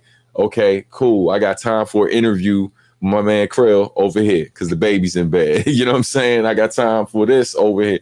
So that level of organization just allows all of that to happen. And sometimes as an artist, that can be a bit restricting and can, you feel a little boxed in at times. But one of my favorite quotes, and whenever I say this to creatives, it's like 50-50. Like people either love it or hate it. And I love that about the quote. But Chuck Close, an amazing illustrator, says, he's like, he says, inspiration is for amateurs. The rest of us just get up and go to work. Yeah, that's the most gangster shit I've ever heard, yo. And the reason why I love that quote is because people talk to me about how, you seem to put the art first. You seem to be like, you know what I mean? Like your stuff's inspirational. Just like, I don't think a good majority of people hear what I do and think of it like I'm a very, like, they might see my career and be like, oh, he's very business minded. But I don't think people hear the music and think that I'm really kind of this like dude who cares about the business as much as I care about the art form, the love, and all that. Like, I don't think people listen to my stuff like that. But the thing is, man, like, you know, I'm from that Bruce Lee school of thought is like, yo, what do you call it? He called it natural unnaturalness or unnatural naturalness. The idea that I'm going to do this thing that I enjoy doing or that I'm passionate about, but I'm going to do it in a way that I kind of like, I've done it so much that it almost feels like I'm walking that line of being a machine, but it still feels natural. And that's kind of how I built my career, where it's like, yo, if you hit me up and say we got a deadline for a joint, I'm not going to hit you back and be like, oh, well, no inspiration hit me. Like, like I couldn't write the song, or I could. And there's plenty of people who do that, and I'm not here to fault them. But motherfucker, I got to provide for these babies, dog. Right. And I'm blessed that I'm at a point, considering how little press my music gets, considering, you know, people ain't, you know, I'm not the first name to come up when certain opportunities come up. The fact of the matter is there's a ton of artists who get 20 to 30 times the press I get and opportunities that I get. And I still make the same money as them or more, right? Wow. Because of how I work and because of all of this other stuff that ain't nobody talking about or covering, that people just don't know. But it's like, yo, it's that ability to work and really go about this shit in a professional way while still upholding the art in the truest sense. Right. You know what I mean? And so yeah, man, that's how I make all of that work. And that's, you know, I mean, hell, man, I get less press in my career right now than I've ever had. And I make way more money doing this shit than I did at the time where I was on MTV, all of these other stuff, touring the world on a regular basis and doing all types of wild shit. And it's just like, yo, I make more home with the kids these days. So It's like, man, it works out. You know what I'm saying? You know, and you just spoke volumes to, you know, what has led to you being successful, man. And I think, you know, what I've taken away from what you said is like just being organized and scheduled. And, you know, if you say you're going to do something, you put the wheels in motion, you know, or the plan in motion to execute that. And that's easier said than done. But it's dope when you can actually see it through. Like what like, let's just say you do get into those moments where you might be lacking that inspiration, right? Like what is it that like pushes you over to say, you know what, I'm gonna make this happen? Like, is there something that comes to mind? Like, what is some like motivating factors that come up? So all right, so this is where I say some things that's probably gonna make fans feel a certain way, but I'm gonna keep it a buck. Some of the songs that fans love from me the most, I feel like are some of my least. They're not really the best examples of what I can do. Right? That's how I feel. They love it, and I'm like, that's great. That, man, look, I wrote like, yeah, that shit's cool. You know what I'm saying? But it wasn't. I don't, and that's just keeping it a buck, man. Like when you look at some of my top streamed songs, there's maybe like 2 of like maybe my top 10 stream songs or 3 that I really feel like are great examples of what I can do, or are the best examples of what I can do. And that being said, so let me be clear on how I feel about what I can do. I'll keep it a buck. There's very few artists I've ever heard in my life that I feel like are doing something that I cannot do.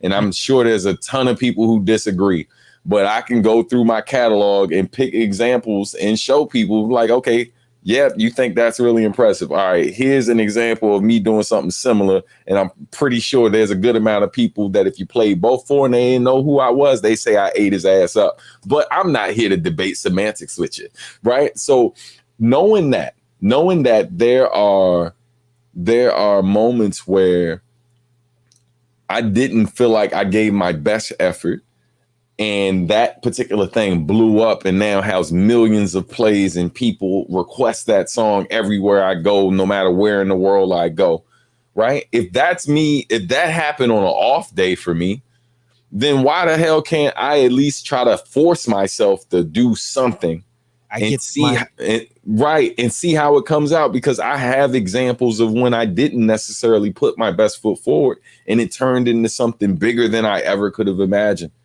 You know, like, I mean, hell, man, my most streamed song is an instrumental, Closing. That joint has 9 million plus streams, right? Bro, like, I wasn't even going to put that on streaming platforms. I just made that as the ending of my show with the homies. My boy came through, was like, yeah, that's the beat we should use. And then I hit up my man Malcolm Jackson to come through, and he added some percussion. He played, I think he played marimba or vibes on it, I can't remember, but he added that, and that made me love the beat way more than I loved it before. Right. But when I put it out, bro, like, I didn't do a whole marketing campaign because I felt like this was the best thing I ever did. And then the next thing you know, I mean, that beat, bro, yeah, man, like, into 2018, that 9.925 million plays, like, you know, I mean, so what I've learned is that, like, yo, sometimes it's good to just get it out, because what you think is going to be your best thing, there's going to be a bunch of people who disagree.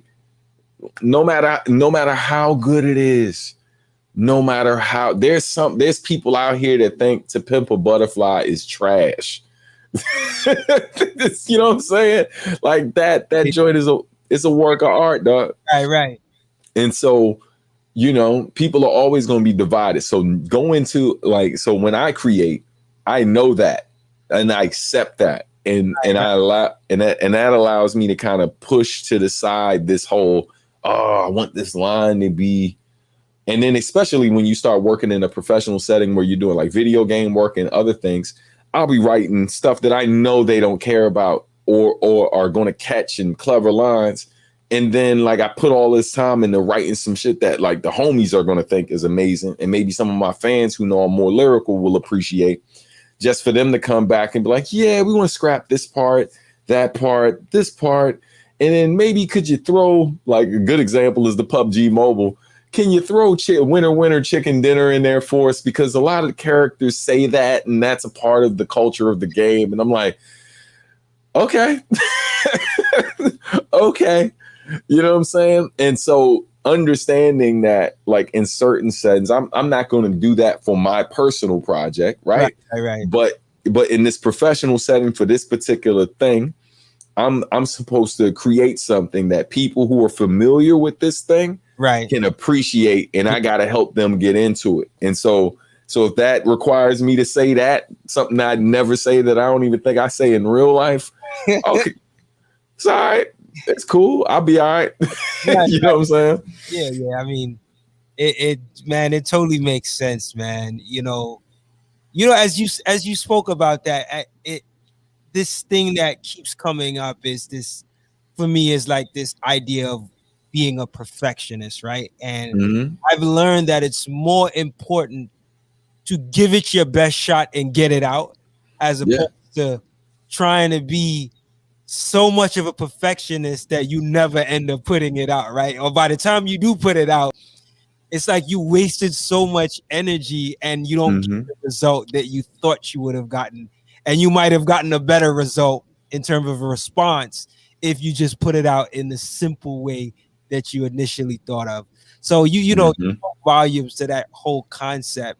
And yeah, man, that's so crazy when you think, you know, something is not gonna do so well, and then it's like the flip of it ends up doing really well. It ends up being received really well, like an instrumental of all things, right? Not that I'm like knocking people who do beats. Like, there's some great, you know, beat makers, right? But like to say like one instrumental has so much streams, like that's amazing. You know what I mean? Yeah, there's a line I say in this song that I'm putting out in August. How's it go? The song's called "Say Less," right? And how does the joint go? It was like the moment I said less, my streaming spiked. Right, like, so That's it's just right. like the moment I start putting my beats out, like I went from, I think maybe into 2017 after I put out The Past Is Always Present in the Future, which I believe is one of my best projects. Right. You know, after putting that out, I think by the end of that year I was averaging like maybe 9,000 monthly listeners after that project. And that's with like, I had like a whole campaign with Ford. My music was in an Uber commercial, like all types of opportunities, all this stuff happening. I'm at like 9,000 monthly listeners. Wow. Bro, I dropped my first instrumental project the following year. And by May, by May when that joint came out, I was over 100,000 monthly listeners off them instrumentals. Then the other one comes out, and then I was at like fluctuating between 200 to 300,000 monthly listeners for the whole period of time for nearly a 3-year period. And now I'm at about like 50,000 or whatever monthly listeners. So like, it's crazy, man. Like, you know, how the instrumental game has changed over the years and stuff. Yeah. Like, you know, people was like, "Oh, you gonna be shopping your beats?" I was like, "No, I'm making beats that I'm just gonna put out for people to just vibe to. And if some people want to buy some beats, cool. But but please believe the prices are stupid, hitting bammers over the head. Because I'm like, hey man, this beat will do these type of numbers and make this type of money, whether you rap to it or not. So why would I give it to you for like next to nothing?" You know what I'm saying? Yeah, the beat tape scene has grown enormously, man. Like, I don't want to take for granted. Like, it is definitely a scene of its own, and I definitely see interest in that, man. So I'm glad that you were able to capitalize on that. I wanted to ask you about one more song on the soundtrack. Sure. The song is called "Wish You Were Here" featuring Stephanie. Such a dope but emotional song. The first verse sounds like it's a letter of gratitude to your deceased father that you certainly miss, and you could correct me if I'm wrong. It seems like that's the real thing, right? Can you share one of the most valuable lessons you've learned from your father that resonates with you even more as you continue to grow as a man? Yeah, so my relationship with my dad was very much a flawed one, right? Like where I miss my dad probably in a like when people hear that song, it might come across like the relationship that my father and I had was better than it actually was. And that's mainly because it's just like I'm at peace with it, you know what I mean, in terms of what the situation is. Right. And so like my pops was around for like when I was little, you know, maybe to like I was like 4 or 5 years old. Him and my mom split. Like it was a real bad situation, like, you know, knife being pulled out, him coming out the house bloody, like, yo, it was real. Like mom was little, but she wasn't for the shits. And so yeah, man. And he came back by the time I was like 9, but by that time he was diagnosed with esophageal cancer. And so so the doctor said that they didn't think he had much time to live. He ended up living a bit longer than they expected, but by the time I was 10, he had passed away.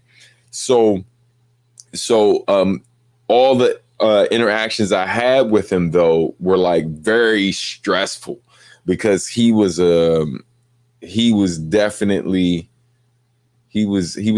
tough guy, right? Like, I mean, his dude's, you know, everybody called him Sonny, but his other nickname was Tank. That's the tattoo I got on my arm. It's just Tank.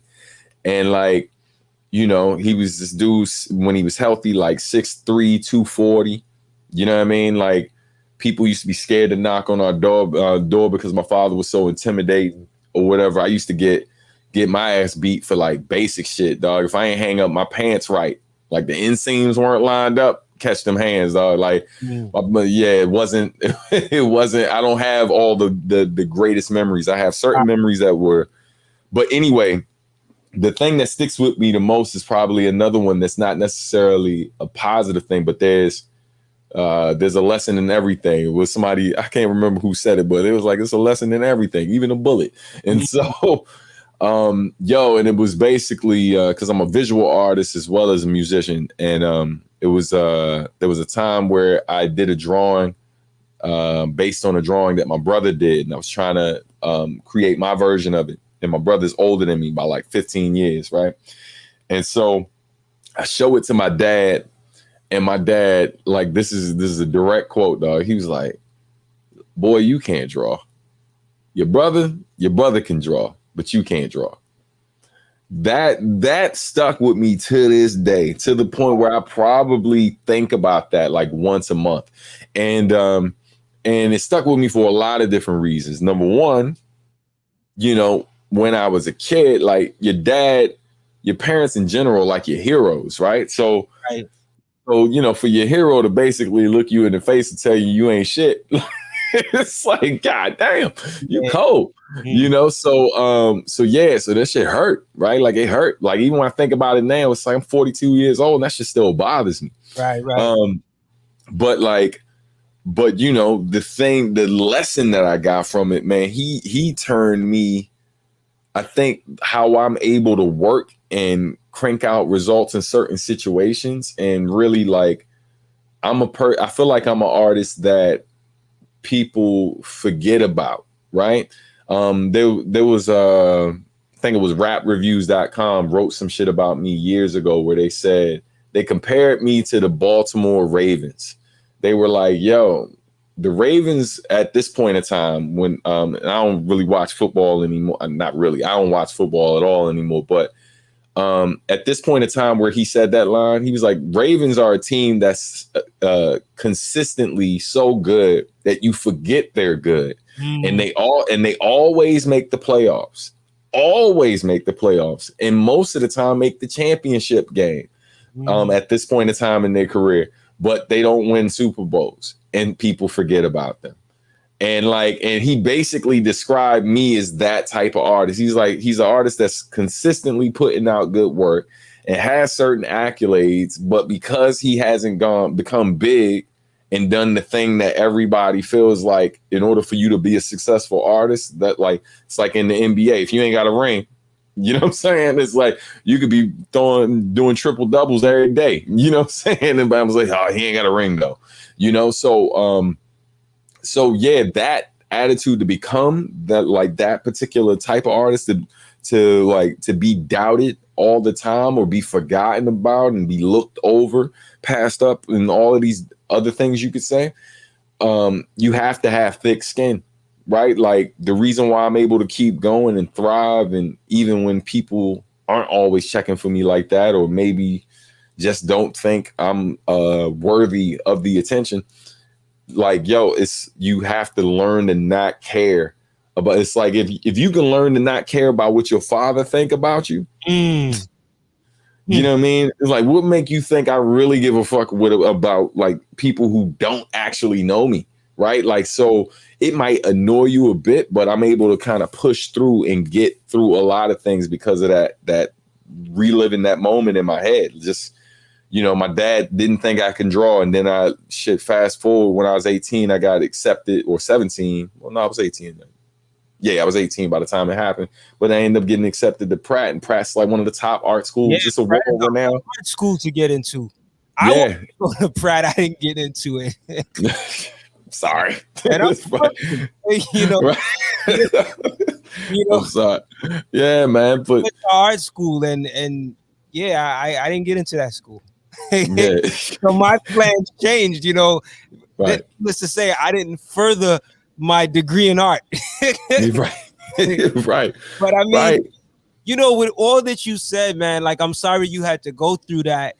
But I think I'll say one thing, like, I recognize you, right? And I'm sure there's a lot of people that do. But I'll even say this, man.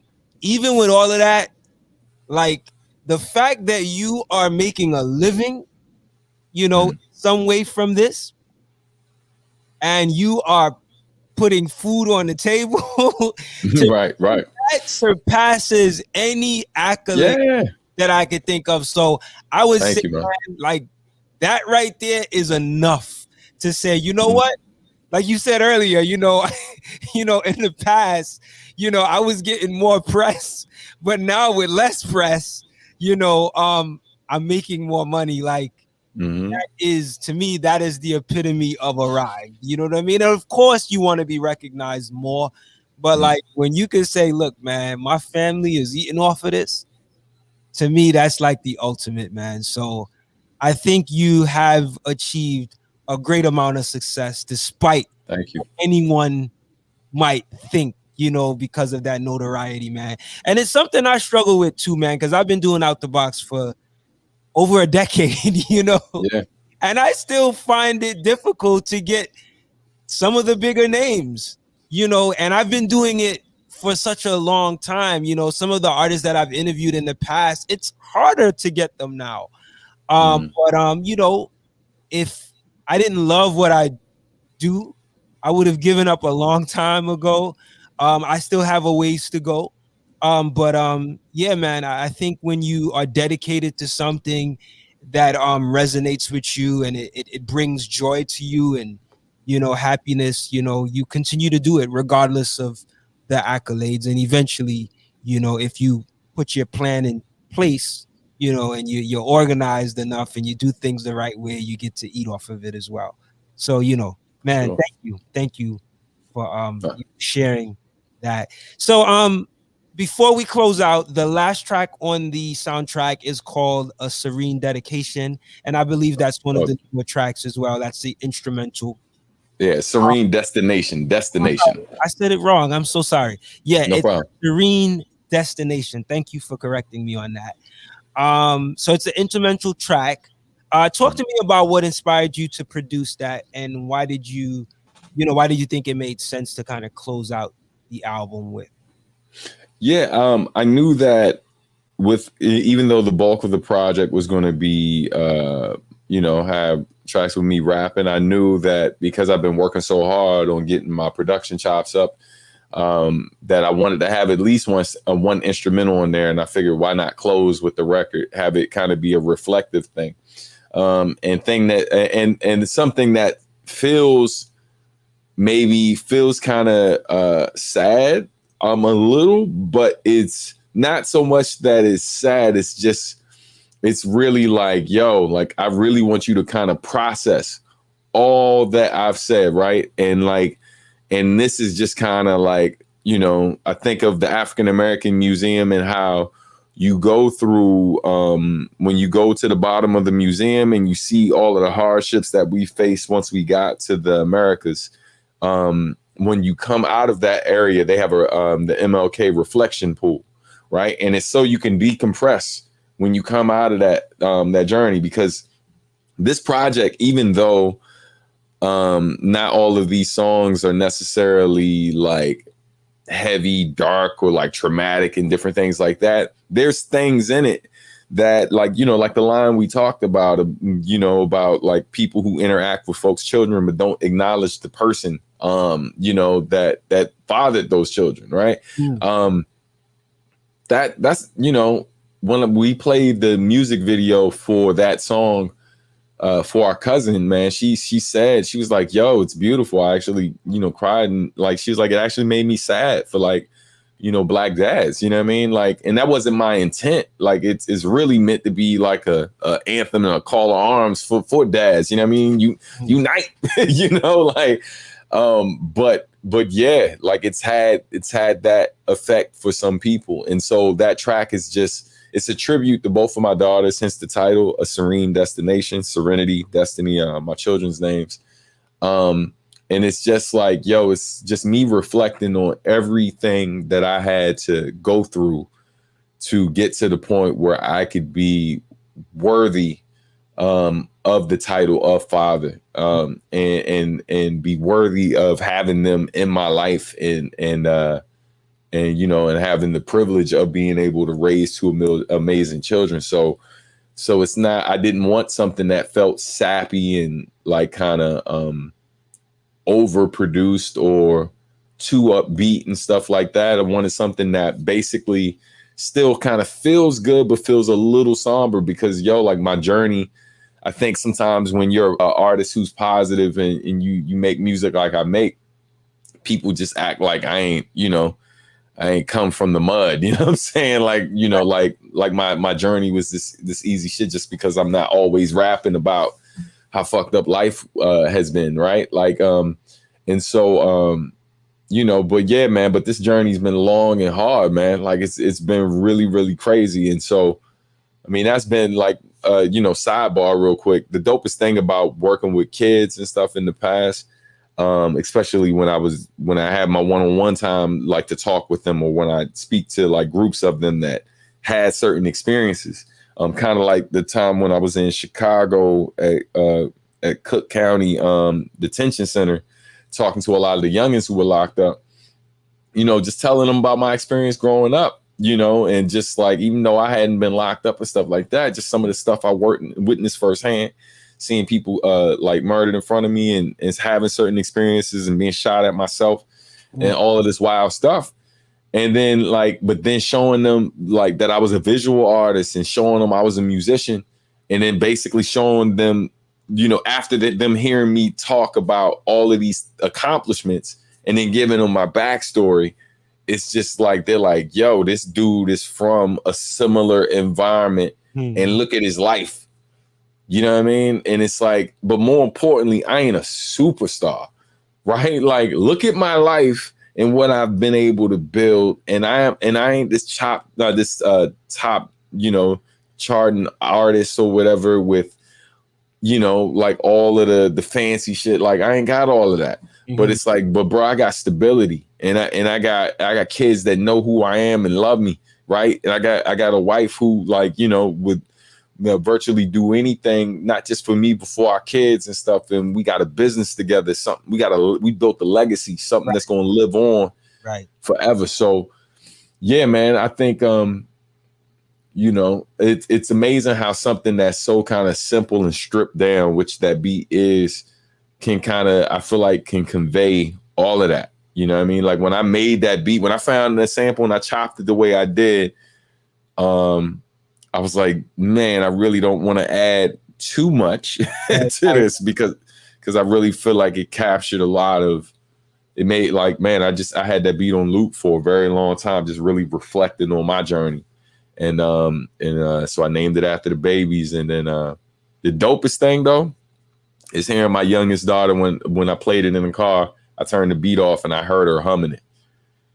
That shit right there, man. Wow, yeah. Yeah. That as we said earlier, that hit different. You know what I'm saying? Yeah, that hit different. That's a nice way to end, man. Thank you so much for taking your gracious time. I mean, we've been here for over 2 hours, but I'm very humbled and appreciative of you taking the time to talk with me tonight about this new book, and just, you know, the aspects of your career that, you know, has led to where you are today.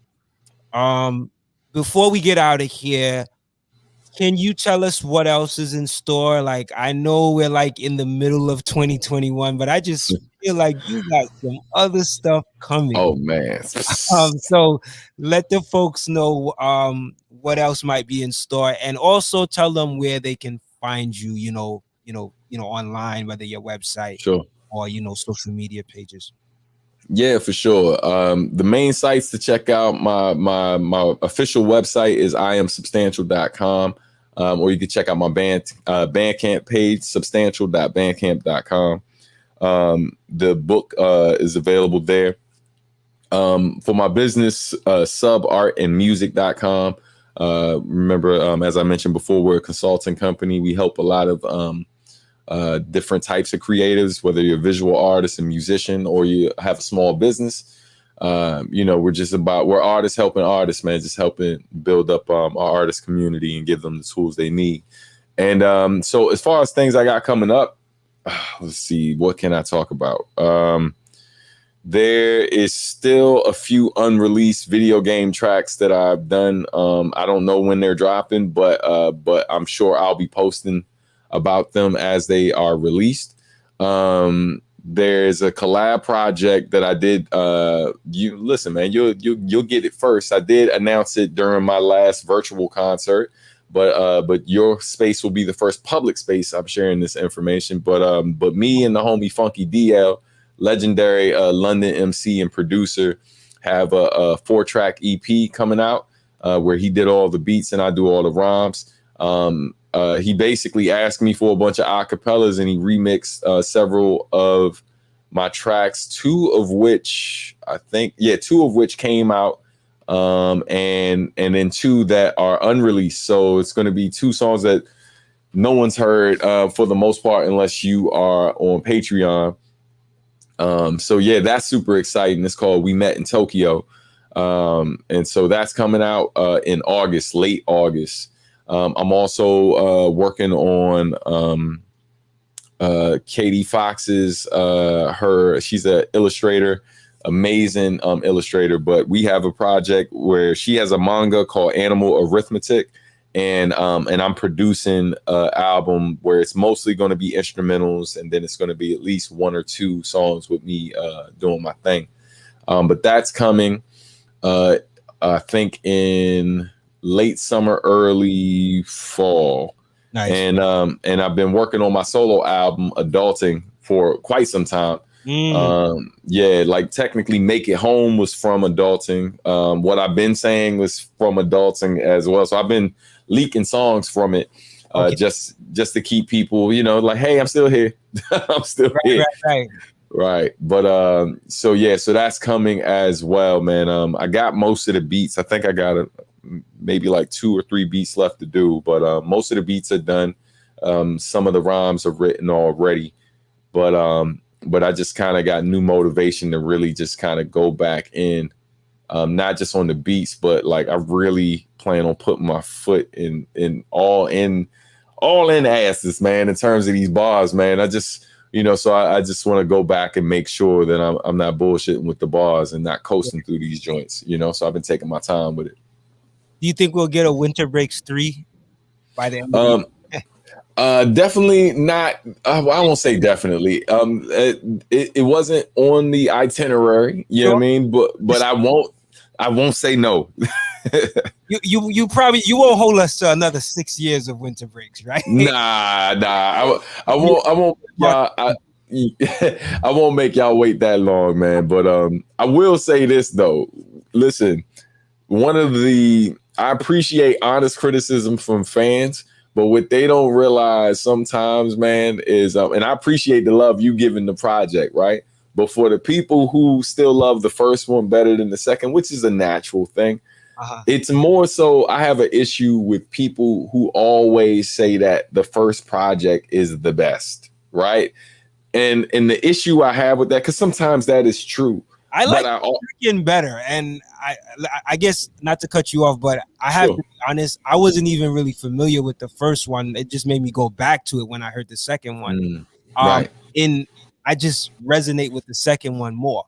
But go ahead. Sure. Digress. Sure. Yeah, but like there's this pattern that you see in music in general, where people almost always like the old stuff better than the newer stuff, and they feel like the artist is progressively I feel like that is sometimes the most cliche thing that people can say, you know what I mean?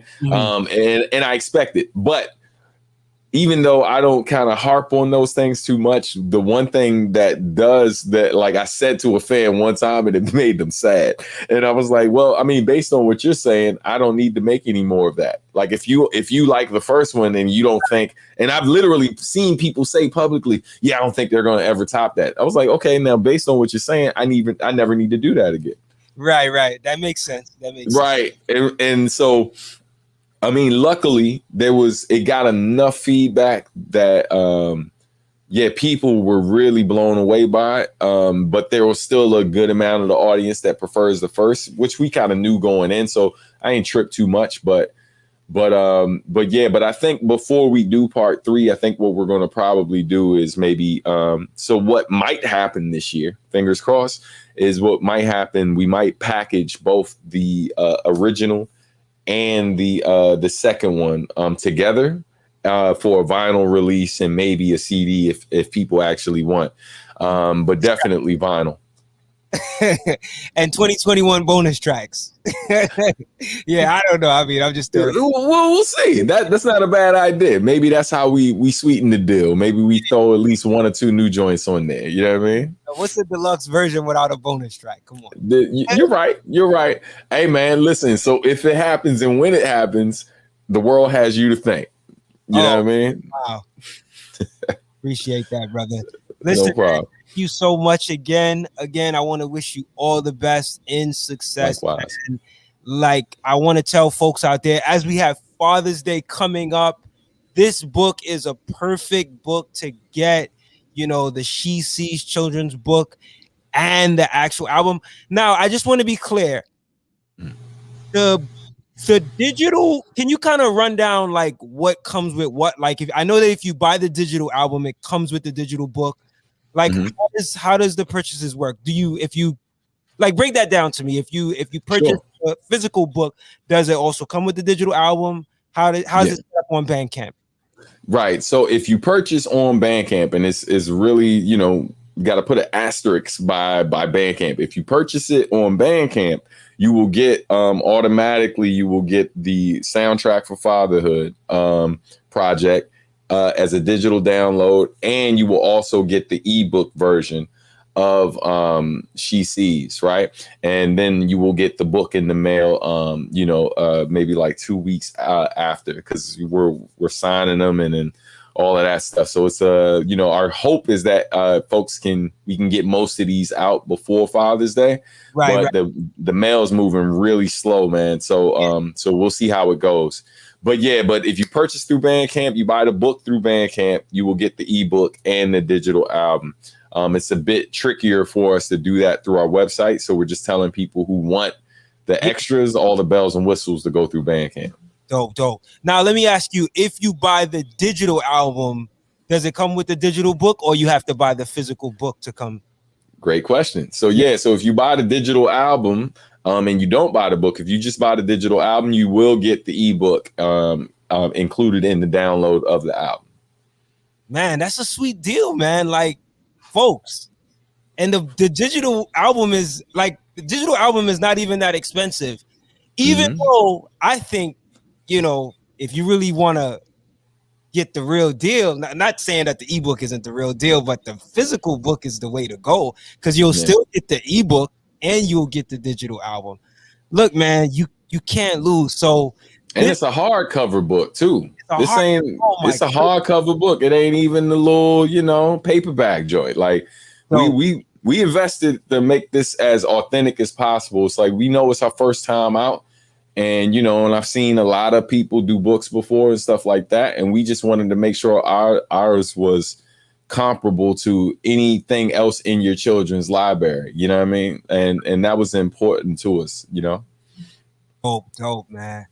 I was trying to see if I could get the link to the Bandcamp that way I can put it up on the screen. I got you. Yeah, if you can do that, that would be awesome. So folks can, see that. But yeah, make sure y'all go to Bandcamp and support my brother right here, man, doing some amazing stuff. Appreciate you, man. Here you go. So this is the Bandcamp page. As you guys see on the screen, you have the link. Yeah, I just threw it in the chat, the private chat. Okay, so let me see if I can. Oh yeah, dope. All right. I'm gonna just post the just because I think it's just the shorter link is like substantial.bandcamp.com, right? Yeah, I'll give you this short one here. This will take them directly to the merch, so they'll see the book. This one up, man. Yeah, I know that other joint's a paragraph. This this book is so man. So I got the link up here. You guys can see on the screen, substantial.bandcamp.com. I think if they just go to substantial.bandcamp.com, they'll get to the Bandcamp page. Yeah. So yeah, man. Again, brother, I thank you so much for again taking the time here. I know we spent a lot of time tonight, but all good, man. yeah, man, all the best to you, man. And as we have Father's Day coming up, it's a perfect time. If there's any mothers out there, or even if you want to get this as a gift to someone, you have enough time to either purchase the physical book, which will come with the ebook, or just digital, man. But again, man, thank you again. Much success to you. I want to say to all of our viewers and listeners, thank you for sticking with me. If you've been with me from the beginning of this interview, thank you. And continue to check for, all the great things we got happening with Out the Box. Go to our website, outtheboxmedia.com, and subscribe to the website so you can get updated with, be on our email list so you can get updated with all the good stuff happening with Out the Box, and yeah, man, till next time, we'll do another episode next Friday. I just want to say peace, love, and light. Stay focused, stay healthy, and we are out of here. Peace. Right. Hold tight 1 second, brother. All right. Let me just